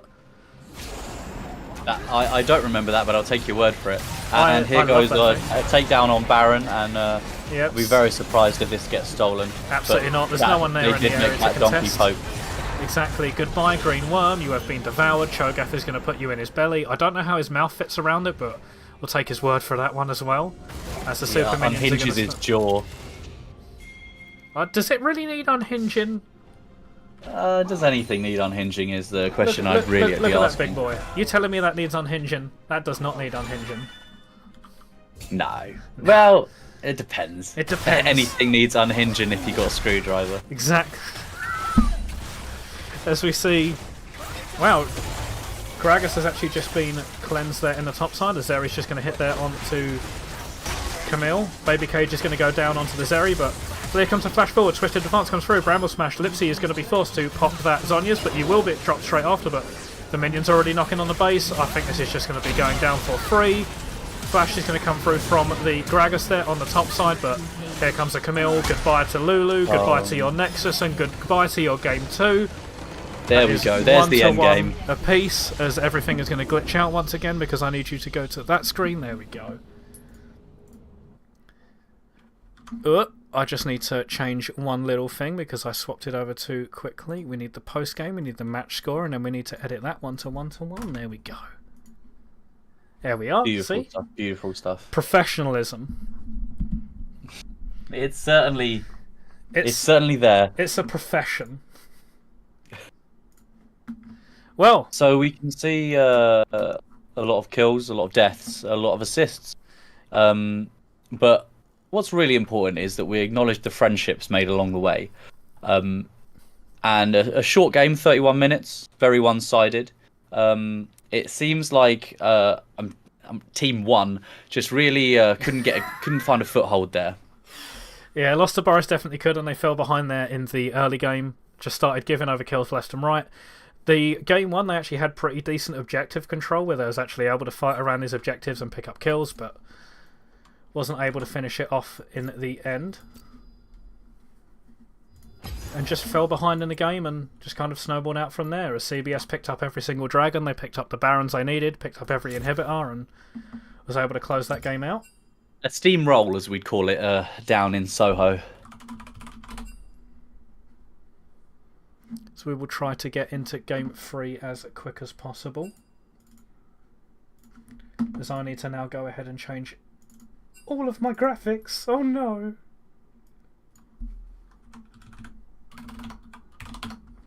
So Johnny, why don't you go ahead and entertain the audience? Yeah. While I go into your graphics settings. Yeah, of course. Exactly. So I'm just going to talk a little bit about the game we just saw. Really, we saw a lot of legends. Yeah. A lot of leagues. We did see leagues. A lot of. But really, there's not really words to describe a play like that. There's a lot of aggression. It seemed like it was at times just mindless swinging. But really, if it gets you the win, what is strategy? It's but a means to an end. That's what I always say. Look, look, you might look silly mindlessly swinging in a fight, but if it works, it works. You know, I often find that works, mindlessly swinging into commentary, and just, you know, sometimes you can just be thrown at something, a game that maybe you've only played once, but you can still do your best job to really... in 2013. to really commentate your ass off. Exactly. So, yeah, Paul, how are we looking on that next game? It should be good as long as I get the graphics actually working, which I am working towards very slowly now. Graphics aren't important. That's something that Minecraft taught all of us. So anyone watching right now, I think these mindless excuses are probably one of the worst things to happen to the game. Get rid of your graphics the cards, you cheating don't scandal. need it. Yeah, ever since the cheating scandal of what 2014, back at Worlds. Oh, so no, I thought he was actually referencing something there. I didn't realise. A Was cheating I scandal. close? There was Was I a cheating scandal in China a while back. Brilliant. I'm aware of the I'm aware of the Counter-Strike cheating scandals. Yeah, because there's been too many of them. How would one cheat in a game like League? Wall hacks, perhaps? The way that they generally do it is by scripts. So what you basically do is you inject something into the game code and it reads stuff that's going on. Right into the bloodstream. Right into the bloodstream, yeah. Yeah. And what it essentially do is it'll sort of like know where what spell you're throwing out, where you're throwing it out, like exactly, and it'll force you to dodge, or it'll make your movement absolutely perfect. As we are gonna roll into game 2 draft. Perfect. Let's here. go straight into the ban phase.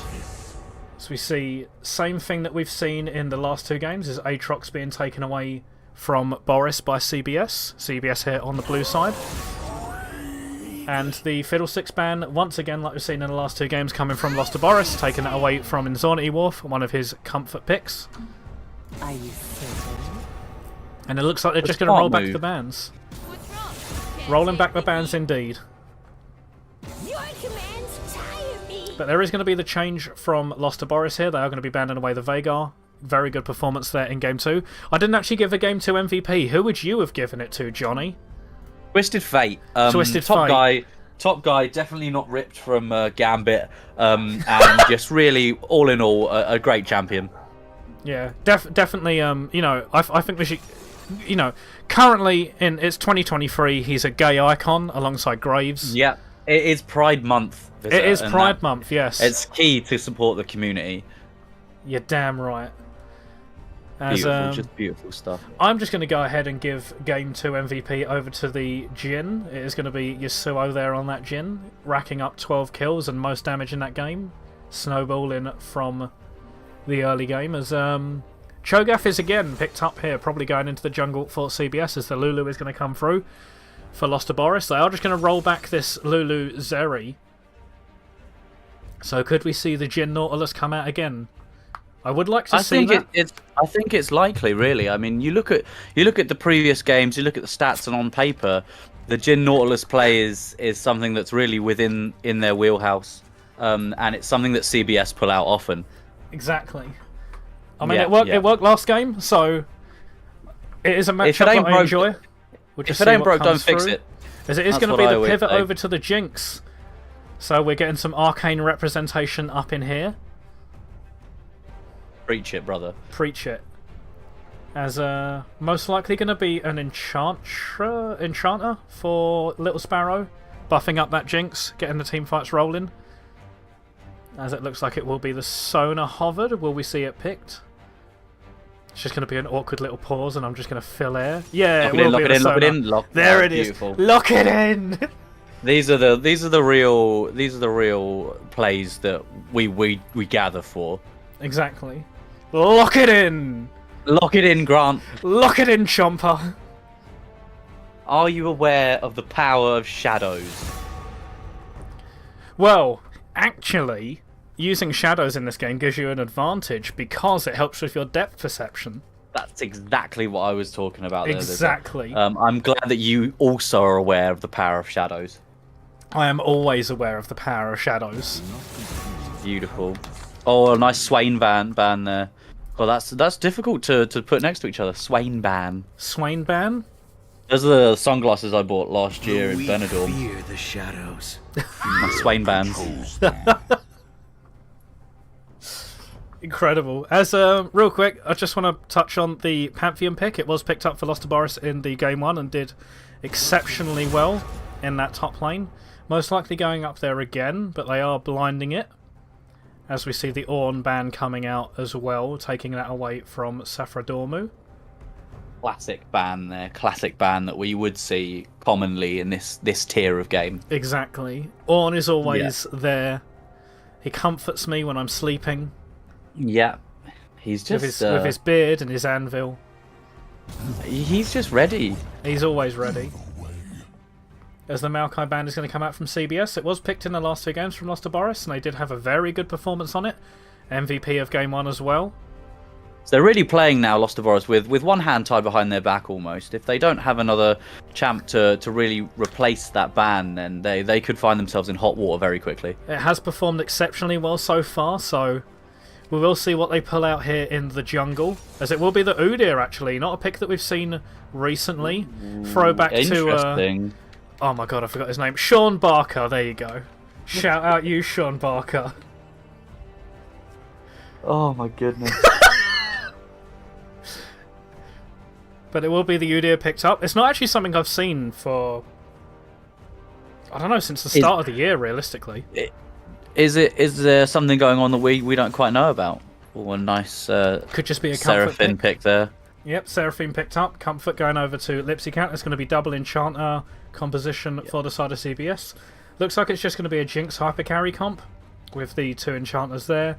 I am expecting to see a carry come through for Safradormu. I know he likes to pick those up. Just see what he wants to play here into the Pantheon. He is obviously counter-picking into it. As the clock ticks down, and it will be the Olaf. Olaf pick is a very interesting choice there. It can win out early against the Pantheon. It definitely wins out after level 6 because they are able to pop the Ragnarok, cleanse any CC. It means Pantheon can't get the easy stun down on them. But in the early levels, they do trade quite evenly. But if Olaf can actually manage to run them down with the axes, where he can throw them, pick them up, throw them again, he's able to It's a classic gameplay feature. Exactly. Is able to win out on those trades, and it will be a Rumble picked up. Is it going to be a Rumble in the jungle, though? I expect not. It's probably going to be in the mid lane. Oh, a little change out there. A little Sparrow changing to Sona. Yep, they're just going to swap all their picks around, but... Very clever, very clever. Is going to be the Olaf there in the top side going up against Pantheon. Very volatile lane. Both of them have kill threat on each other. I think Olaf ends up winning out in the early stages, though, and definitely wins out after level 6, but is quite a volatile match. More of a skill matchup. Udyr is going to have the early game advantage there in the jungle, able to get the ganks off early. Seraphine is going to have the push on the Rumble, but Rumble is going to have kill threat because he does a deceptively large amount of damage. And Jinx, Sona, and Zeri Lulu are just going to basically be bouncing waves into each other. Jinx does have the advantage in range, and she does have the advantage in terms of shoving those waves in. So she should have control of that lane generally, but not too much for Boris to be concerned about. She's so easy to get caught in a pinch, and the lack of health there really can be detrimental. Well, there's unfortunately for the side of the Jinx, there's no one to really engage on her on the side of Lost to Boris. Yes, you have the Pantheon who can use his ultimate to be able to dive there onto the backline, but Udyr's just going to run straight at your face. Rumble can drop the ult from long range, and the only thing he can do is run at you. Same for Zeri, all she can ever do is run at you, so Jinx should be in relative safety. But if she does ever get caught out, then will be quite dangerous for her, considering the amount of damage that is on the side of Lost to Boris. But flipping it over to CBS, they have a pretty standard front-to-bank composition. You've got Olaf that's able to just run forward, completely immune of CC, and try and run down this Zeri. Cho'Gath, large tank, frontliner. And then you've got 2 enchanters there, able to buff up the Jinx, allow her to run rampant through the team, try and pick up these passive resets, and get these kills down in the team fights, so... I do give the edge in team fights over to CBS, but skirmishing it definitely goes over to the side of Lost to Boris. Yeah, definitely. I would have said that CBS would definitely be edging a lot more than Lost to Boris on this one.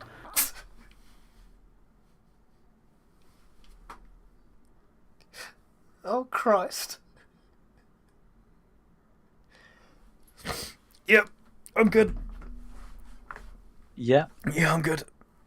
Perfect. We're giving the spectators a lot of really healthy dead air there. It's a classic commentary feature. As I choke on my water, thank you, courtesy of Johnny. You're Thank you very much. more than welcome. You're more than welcome.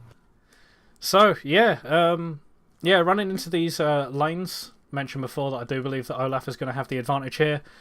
Seraphine is going to have to push there into the mid lane. She should actually just be able to keep this Rumble on the tower with the amount of wave clear that she has, but If Udyr ever ganks and his Seraphine's not in a position to flash away from it or gain that distance, then she will drop. And if Rumble's ever able to go back to base, get his boots, push out mid-wave and roam to the side waves, it is going to be detrimental for CBS because he can just walk into a lane, drop the ult, walk back to his own lane realistically and pick up kills that way. Like taking candy from a baby, really. Exactly, it's just what Rumble does. Midget in a mech suit taking candy from a baby. Can't say that. Was Yordle in a mech suit taking candy from a baby? Better. Yeah. Cut that. We're doing it live, Johnny. What? We're doing it live. Perfect. Well, we will just be getting into game here, well, loading screen here in 15 seconds, and we will be hopping into the game after that one. Both of these teams are playing for the first seed in their group, currently 1-1 tied up in the scoreline. And the winner of this one will automatically qualify for that upper bracket. And it will be the first team in Group A to do so. Very nice. Always good to be the first team. And now we've got the loading screen up. This is a really good strat by Boris here. You see, what I've heard rumours that one of their computers is in fact a potato, and we'll be sitting in this loading screen for maybe the next 10 to 15 minutes. So everyone buckle down. And oh look, this is a bit of a rarity here. It would appear that we've got in nice and early. Well, I have a fun fact for you. And my fun fact is that not only is League way more optimised than it used to be, but we're spectating, so it runs off my computer anyway. Beautiful. So, as we can see here, a lot of health picks. Not a lot of boots being purchased early on. The movement speed not really being favoured in this game. Well, one thing that I will draw your attention to is the fact that Udyr hasn't bought any items at all. He doesn't need them. He's strong enough. He does not need those items at all. It's like the training weights. Yeah, exactly. I mean, realistically, it's more of a balance of power thing at the moment. Udyr saving his money maybe for an AWP or something else to be used in the next round. Personally, I'll go towards the M4 for an Udyr because he wants to get up in their face, maybe even looking at that P90, but... Oh, maybe. But yeah, normally you would see the MP9 buy in the early game, but apparently not so. Really laying it all on the line for round 2 this time. Johnny, I've got a very fun fact for you. Shoot. It's that if you don't have a jungle item, and he is jungling, he's not going to hit level 2 off of his first camp. He's then going to realise he hasn't bought items, base, buy it, and then come out incredibly late onto this map. Let's see if this prediction really takes flight, or if you're just chatting nonsense. Well, what I'm going to do is I'm going to be very helpful, and I'm going to go here.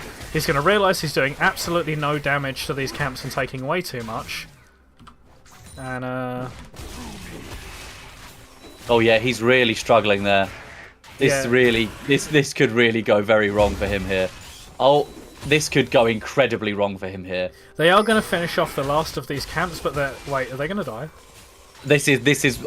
Do not move that camera. Wait. Do not leave your seats, health. guys. This could. 7 health.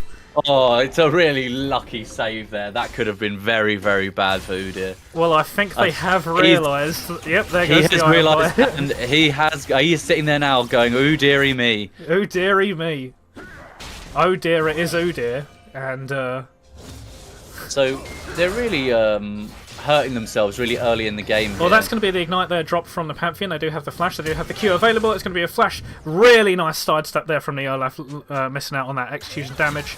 It's going to save their lives. They do have the teleport here to get back to base, and the Pantheon, very crucially, does not have the teleport to be able to reset and come back into this lane. So, advantage Olaf. It really is a... You would have thought, you know, you've lost your last game. You've really quite badly lost your last game. You're having your pep talk, and you really can't afford to make these silly mistakes. Oh, and that's a very close. That's a lucky escape. That's a very lucky escape there. This is going to mean that Olaf is going to shove this wave into the turret. Pantheon's going to have to expend his...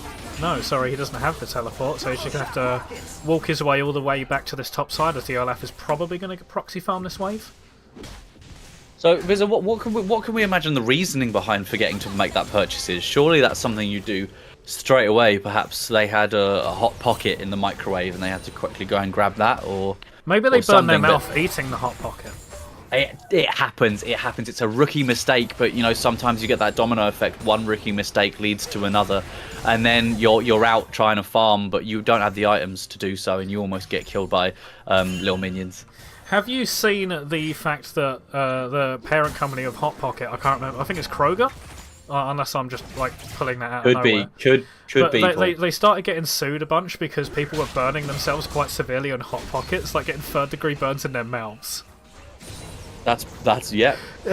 So that's definitely something that I wouldn't know much about. Would you sue for that? Yes, 100%. I know I would. If I can sue for anything, I'm suing for it. Especially if it's a burn to your mouth, literally the worst place to get burned, no? Disagree. I know what you're going to say. But not on stream. But not on stream.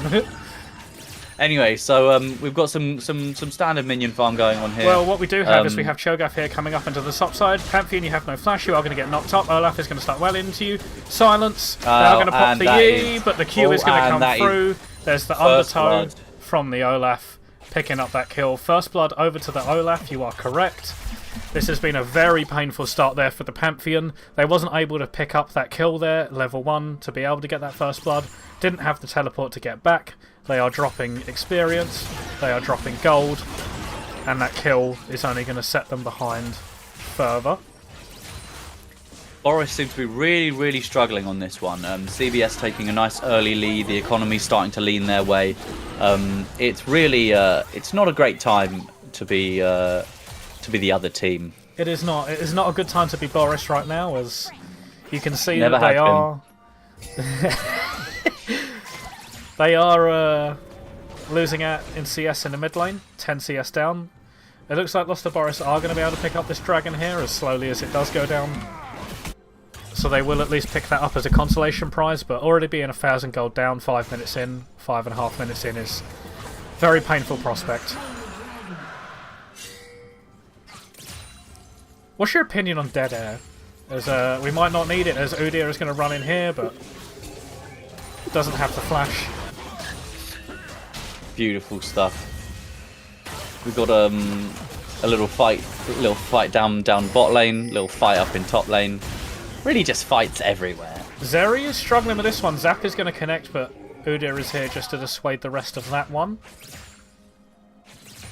As both bot lanes rather even. Only a 4 CS advantage on the side of the Jinx there. Both starting with the cull as well, looking for the scaling option, as CBS here are just going to shove this bot wave into the turret, get their back. So it's looking like this Udyr has kind of made their way back. They've shrugged off that early mistake, and they really don't seem to have been harmed too much from it. I can see he's got the boots now. He does have the very boots. important. Very important to have those boots. That is going to be ultimate pop there out of Olaf, but they're not actually going to make any use of that whatsoever, as the Pantheon was able to just run away, as Lulu wasn't actually able to stop the backsat of either of them. She did throw the Q out. Oh, I need to remember the name of that. Wait 1 second. No. I'm going to click on her here. My mouse has died. No, there we go. Brilliant. Professional. The glitter lance, dance. that's the one. That's exactly what I said. Did get the glitter lance down, as some trading here on the top side, but glitter lance did hit the Sona shield, so didn't stop the base out of Yasuo. Now, what you really want to see when you look at this minion farm Oh wait, there is going to be the ignite here dropped on the top side, but it's going to be the E going down. They do have the Q, and that's just going to finish that one. A quick stab in the back. That top lane is going to come here. Here comes the ult. You are charmed. You are dead. As the Seraphine is going to finish that one off, as the flash comes from the Rumble. So that's both flashes expended out of the AD carry in the mid lane, but a kill going over into the pocket of CBS, and that is 1 for 1 across the map. They may have lost Olaf in the top side, but was able to pick up a kill in the mid lane. So the top lane is back, looking for quite even now. And, Is indeed. It's still anyone's game. Early days. It is early days. CBS do currently hold the advantage, but they are 1 dragon down. But realistically, Olaf shouldn't be giving up any kills after the massive early game lead that he was actually able to get. Definitely another. Tis a blunder. Hit and miss. A bit of a swing and a miss there, I'd say. Was indeed, as bot lane here for CBS is just going to put the pressure down onto this Zeri, using the range that they have, pushing these waves into turret. Have started to give themselves a CS advantage. You can see here they are 10 ahead, same as in the mid lane, they are also 10 ahead. CS advantages across the board, pretty much all of them 10, as the Zerial is actually going to come out, but she is going to get stopped there by the Jinx Chompers, as the stun's going to come out.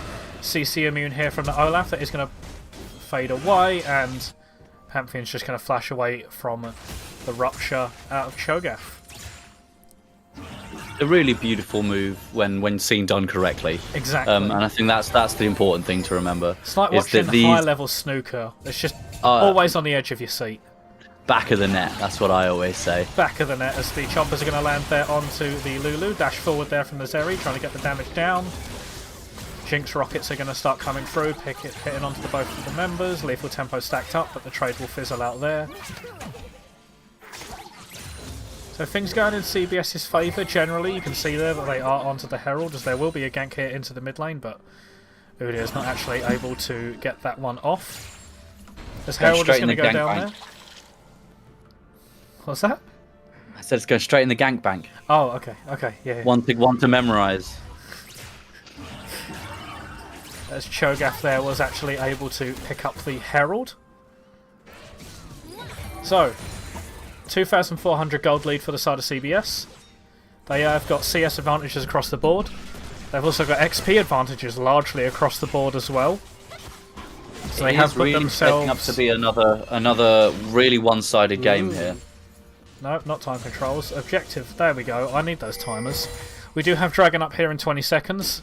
There is a lot of vision out there from Lost to Boris. You can see the wards all around the map. They are all around that Dragon Pit, as Ignite is going to get dropped there onto the Olaf. E comes through. Q to finish it off. There's the execute damage, and that's another kill there for the Pantheon. That's 2 solo kills onto the Olaf. They really shouldn't be dropping the ball like that. That really should have been the Olaf's game, but now the tide of war turning back once again. Is going in Pantheon's favour, but CBS are still in the lead overall as they start up this second Dragon of the game. Lost to Boris have just gone for their reset and are only just coming back out onto the map. Udyr's pathing into the top side, so your smite is not there, so it looks like they will just be conceding this one. Could we be about to? Could we see a steal here? Could that Dragon be going the other way? Absolutely not. We haven't. We have the Udyr all the way up here, and Cho'Gath has got that Devour. It gives him true damage on his ultimate, and he can use it on the Baron as well as the Hex The Hex Gates. Gates have activated. Oh, you haven't seen... So game. it's been so long since you've seen League of Legends. Would you like me to show you what Hex Gates do? I have a very comprehensive understanding of the Hex Gates, actually. You do? Oh yeah, 100%. So quick, let's just continue on. No, we'll just continue on, and I'll commentate on the Hex Gates once they really become really in full swing of play. Yeah. As we see the Herald get dropped here in the mid lane, it's going to give some plates over to both the mid laner and the jungler of CBS, extending that gold lead out a little bit, but it's just still going to be sitting here at that 2,000 mark. That gold lead really gradually just increasing and increasing there. It is very slowly as we see Olaf up here, but I don't think you want to be fighting that Pantheon anymore, especially when he has his Eclipse in the back pocket. Definitely not. As the stun is going to come through, Eclipse is going to get props, they are just going to start walking away, but Olaf is actually going to go ahead and pop the ultimate, but I don't know if they can actually take that fight. They are going to land one final undertow and start healing off these minions, but Pantheon is in a far stronger position. It's really looking like Pantheon is it's a bit untouchable at the moment. That Olaf really falling behind early and hasn't quite been able to catch up. He had the advantage there, like very early on in the game, but just he's gave really over not been 2 able to solo catch kills. up. No, he's just really not been able to catch up. Well, he has currently fallen behind. He's going to go to base and pick up his mythic item. He's going to pick up that Gore Drinker. So should be on more even footing. Yeah, he's just really struggled to catch up. He has indeed. Why does this Really, feel more and more like of Auntie Donna's House of Fun skit? It's just really Struggling struggling to catch up. Yeah. I think that's really the main point I'm trying to drive home here.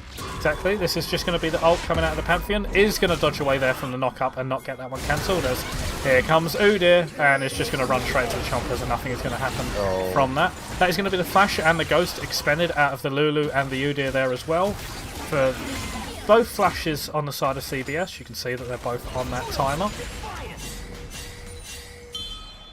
As ultimate is going to get dropped here in the mid lane, but another plate crucially going over into the back pockets of both the jungler and the mid laner.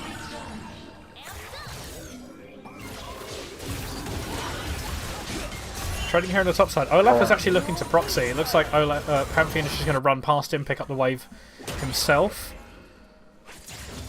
As Olaf has decided he doesn't want to be fighting the Pantheon anymore, he's going to farm behind his turret instead. It's a smart move, but I'm not sure in the long run of the game if he'll have any problems catching up. Yeah, I do feel like at this stage of the game he might have the CS lead and he might have grabbed some plates, but I do feel like he does need to catch up. He does. CS really isn't going to be enough. When things start really going wrong for you, there's only so much that Counter-Strike can help you through your struggles. I would highly recommend therapy.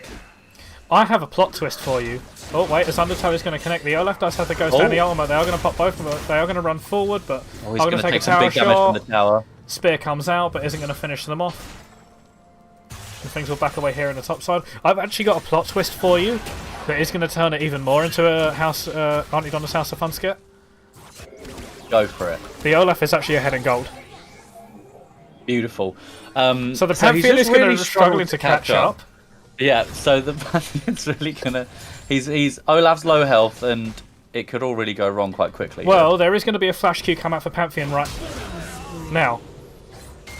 They are going to W away. They are going to die to the minions, though, but there's going to be the execute, so no gold is going to go into the back pocket of the Olaf, and Olaf is currently 200 gold down, so he is really struggling to catch up. He is really struggling to catch up here. Big problems in the speed department. Maybe some new boots is what he's really looking for. Well, he's got these fresh new boots called Plated Steel Caps. See, they're nice and red. Yeah. As mid lane turret did go down, first turret of the game, but that's going to be the Sonar ult getting dropped. Shazap is going to come out, but oh dear, it's Udyr. He's going to come forward. He's going to land a stun there onto the Sonar. Teleport is going to come out on the back side there. That's going to be the Olaf. Is going to land the Undertow. Is going to finish off that kill on the tower. That is going to be donated over to the Jinx. And nothing else is going to get followed up here from Lost to Boris. So Olaf has actually been able to claw himself at a 15 gold lead. So he is really struggling to catch up. He is really struggling to catch up here, and yeah, that can be found. Runs forward, stun is going to land, but they are going to pop the Ragnarok, but isn't going to amount to much more there as Undertow goes through the minions. But that is going to be the Rumble ultimate drop down, but nothing else is going to happen as Cho'Gath is just going to land the Rupture and walk away. So that gold lead really going towards CBS side this game as well, extending it to about 4,000 now, just under 4,000. And where did it come from, Johnny? Because it's not the kills; it came from the turret plates. It came from all of the CS that Olaf has got on his journey to catch up. And that's the most important thing to remember. Well, there is going to be the Predator here come out from the Cho'Gath, but they're not able to land a knock-up. Rupture will go wide, and we do see the Udyr is actually here on the Herald. They haven't been spotted out, so they should be able to just take that for free. And as long as they can use this one to crash onto the turrets, should be able to close that gold gap. But third dragon of the game going over to CBS. This will be their second of the game, as it will get smited and devoured away by the Cho'Gath there.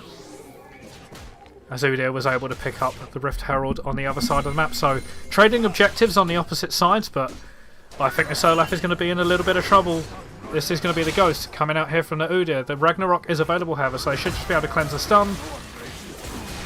They're actually going to turn around and start hitting still, but I'll just be able to walk away with that one with the Ragnarok. Cleansed all CC and immune from all of it.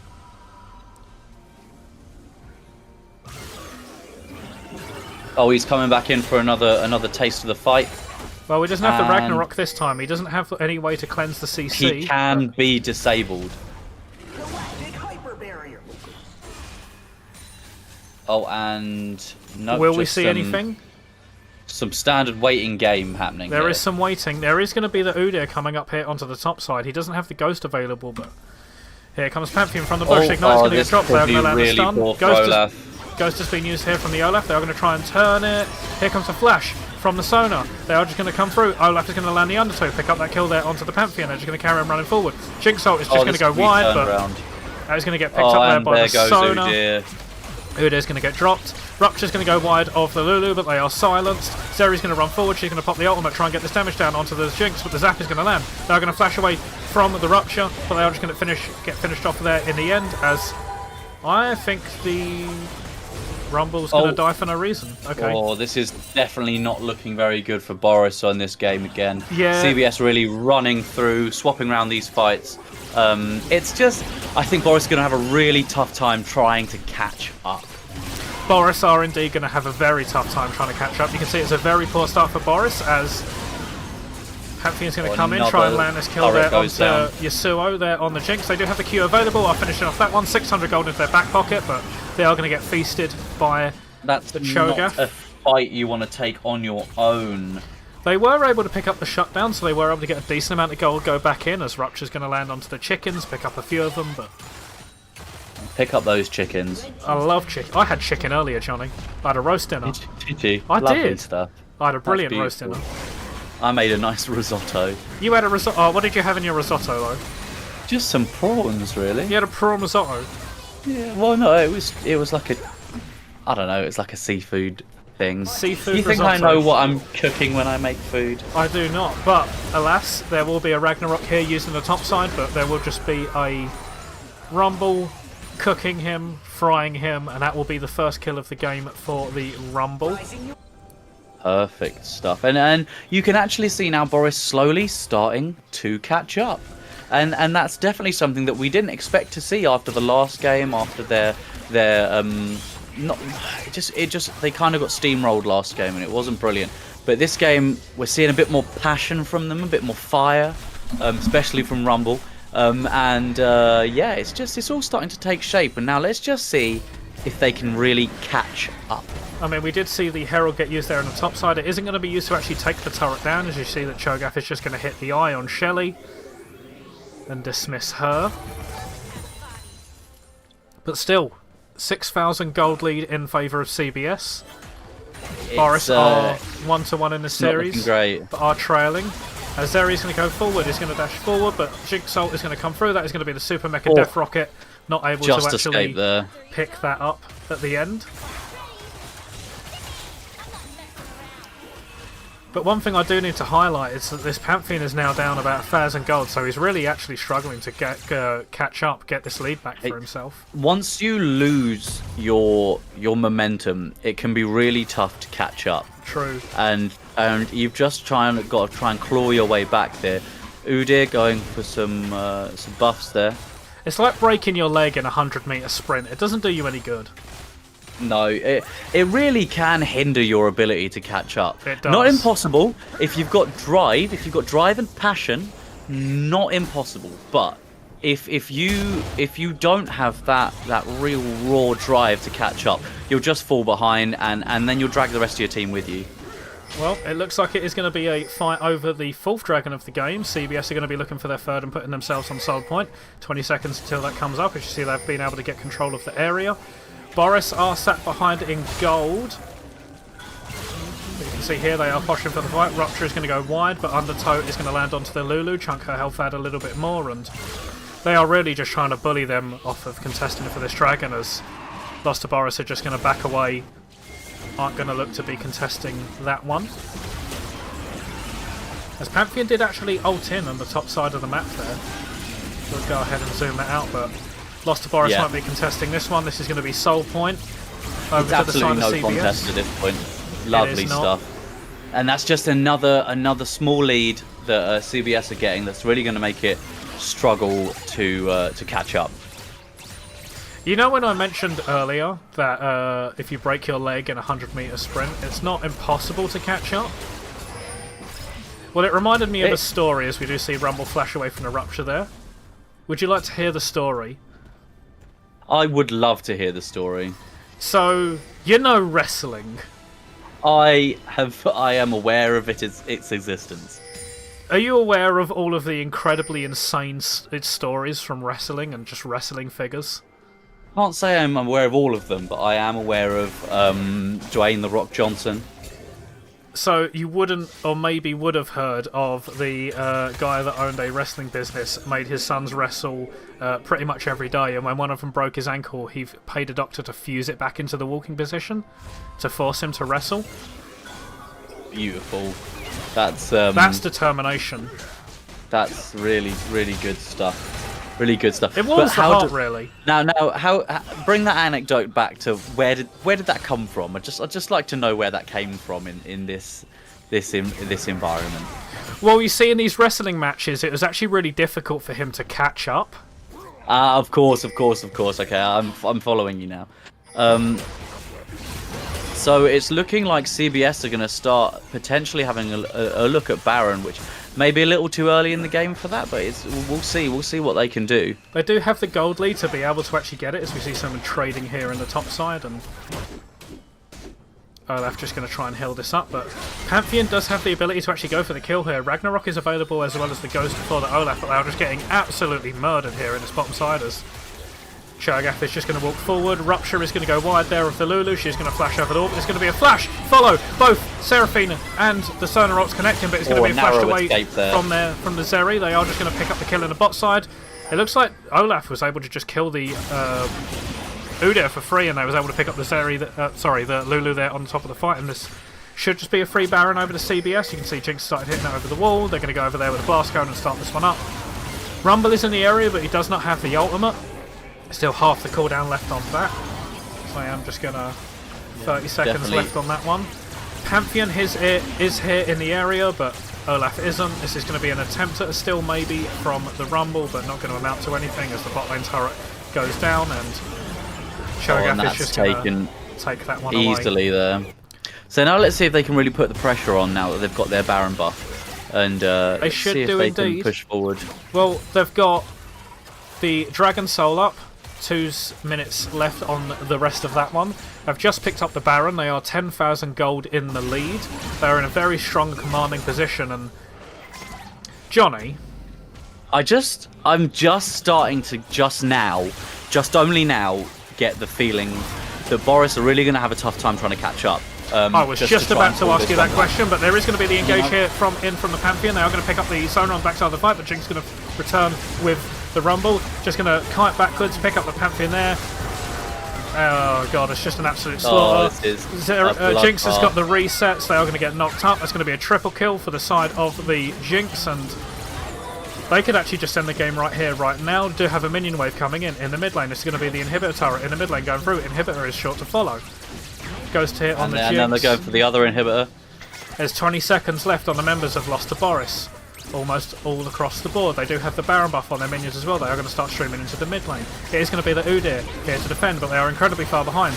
And they are just absolutely gone. Seraphine is going to pick that one up. That's first turret going down. 5 seconds left on the members, but I don't think it's going to be enough. And that's going to be the inhibitor. That is going to be 2-1 in favour of CBS. And they were just never able to catch up. They really weren't. That's really where they lost it. That's really, really where they lost it.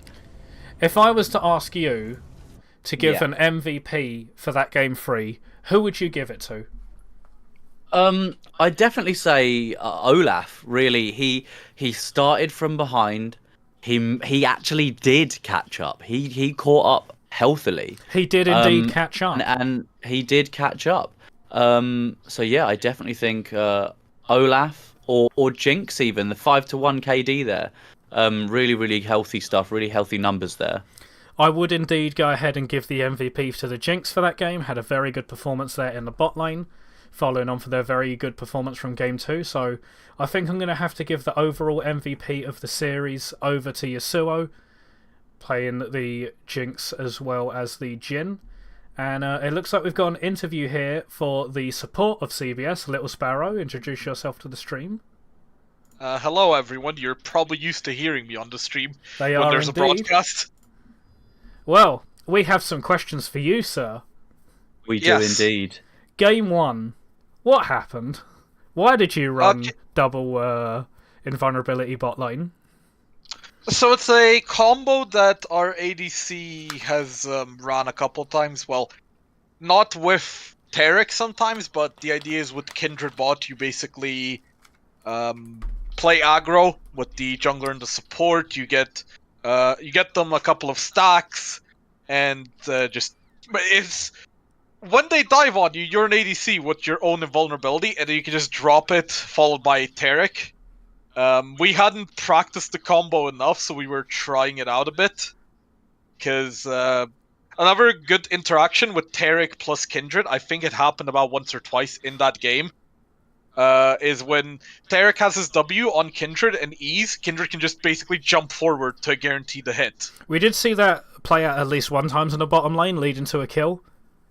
Did take note of that one, but it was a difficult game for you to play. I also noticed there was some synergy issues where you're both popping your ultimates at the same time, not able to get the full length of those invulnerabilities down, falling behind in those team fights. But yeah, so the idea is Kindred's supposed to pop their ultimate first instead of Tarek, but because I'm not used to playing this combo a lot, it's the instinct when you play Tarek that you just, pop it. So a lot of time it just ended up resulting in, well, nothing. well, at the very least, you brought it back in these last two games. I wanted did to catch ask, up. You did indeed catch up. I did want to ask, what was the mood going into Game 2 after that Game 1 defeat? So, for the most part, we were a bit annoyed because we felt Game 1, the issue was less about the draft, it was more the execution. We felt like, the Tarek Kindred synergy issues you already mentioned, there were a couple of moments where other people made mistakes and some communication issues, so we just kind of decided, okay, we'll switch the game plan to something more standard. The big thing we kind of went for was Jhin Nautilus in the bot lane, because we noticed their support had quite a few moments where they overextended or mispositioned, so we thought we could capitalize on that. And then it was the idea of try and get a jungler who can play more with the team and less divey. Because if you notice in Game 1, Warwick basically could never jump in because there's Emilio, there's QSS. Yeah. So we went with Cho'Gath because he can play a lot less divey, just fish with Qs and be Cho'Gath in general. Not only that, but it is a comfort pick over to Inzorni Wolf. So, I've given the MVP for both games 2 and 3 over to Yasuo, playing that AD carry role. Do you think that's fair assessment of the team? Yeah, I would say Game 2, absolutely. I'd say Game 3, it's him as well. It's kind of weird because I feel like individual game MVP it was Stealth or Yasuo, whichever one you want to call him. But on the overall in the series, I feel like in Zombie Wolf, they did get you guys rolling a lot. Yeah. Yeah, he facilitated very strongly in games 2 and 3 to basically get us rolling. I do have to give a shout out to Lipsy's Vigar in Game 2 because there was some nasty cages there that basically just eliminated the entire enemy team. Oh yeah, that was absolutely doing work. I do also want to give a shout out to the top laner, Safradormu. In this game specifically, he did get an... He fell behind. He did fall behind early on. But did we kind of manage to did catch the up, wrong pick. But then also fell behind later as well, so... The Pantheon really showed his ability to catch up twice in that game. Yeah. So the issue is we didn't want to pick Olaf. We were kind of panicking because we were going for like 6 different champions at once, and then last second we just went. He just goes, "Let's go Olaf." That because I had suggested at one point. So we just kind of went, "Okay, screw it." And then it was the skill matchup of who can right click more. Good. Well, this locks you for the upper bracket, I believe, with your 3 wins now. Pretty well fought series. Correct, yeah. So, what's the mood now? Now that you're locked for upper bracket, what are the other teams that you expect to see, and what's the mood going into that upper bracket? What's your confidence like with the teams that you're looking to face? we're pretty confident with whoever we face, as long as we don't have issues like we did in Game 1 with the execution and communication. I imagine we'll probably end up facing... So I think we'll probably end up facing our support diff for Krusty Crew, if I've done the math correctly in my head about... It's most likely going to be one of those two. They are fighting over the top spot in that Group B. Yeah. So, I'm pretty confident if we match them and if we play well and don't basically troll kind of like we did Game 1. Well, your next match is going to be an automatic win because it was up against the 7 Deadly Sins, who have forfeited. And your last game after that is going to be up against Premium Esports Gaming, who are the other Tier 1 seed, but haven't been doing too well in the tournament so far. Do you have the confidence in your ability to just 6-0 this group and then just go in with the top team from Group A? I'd love to 6-0 the group, but we just dropped the game, so... I assume you mean 6-0 is series. 6-0 series, yeah. There's 5 series. Yeah, that's what I mean. You've already got an automatic win. I think we can do it. Yeah, I think we'll be able to... Well, we get the free win in 7 Deadly Sins. Peg have been struggling a bit. Moonshade is actually playing consistently for them now again, which changes things a bit, though. Does indeed. So, I think that that'll be an interesting match. We didn't actually get to play him split 1, but I'd love to match up against Rocks and Moonshade, because I think they're the second best bot lane in the tournament. Well, it will end up being an exciting one. But for now, that's going to be everything from us. Congratulations on the 2-1 victory. Very well fought to come back and reverse sweep them. And yeah, good luck in your upcoming game against Premium Esports Gaming, even if it is a little while ago. Or a little while away. Yeah, 2 weeks now. 2 weeks.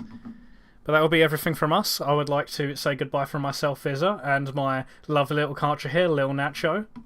Goodbye, everyone. Thank you for listening. And well played today, Rabbit. Thank you. See you later, everybody.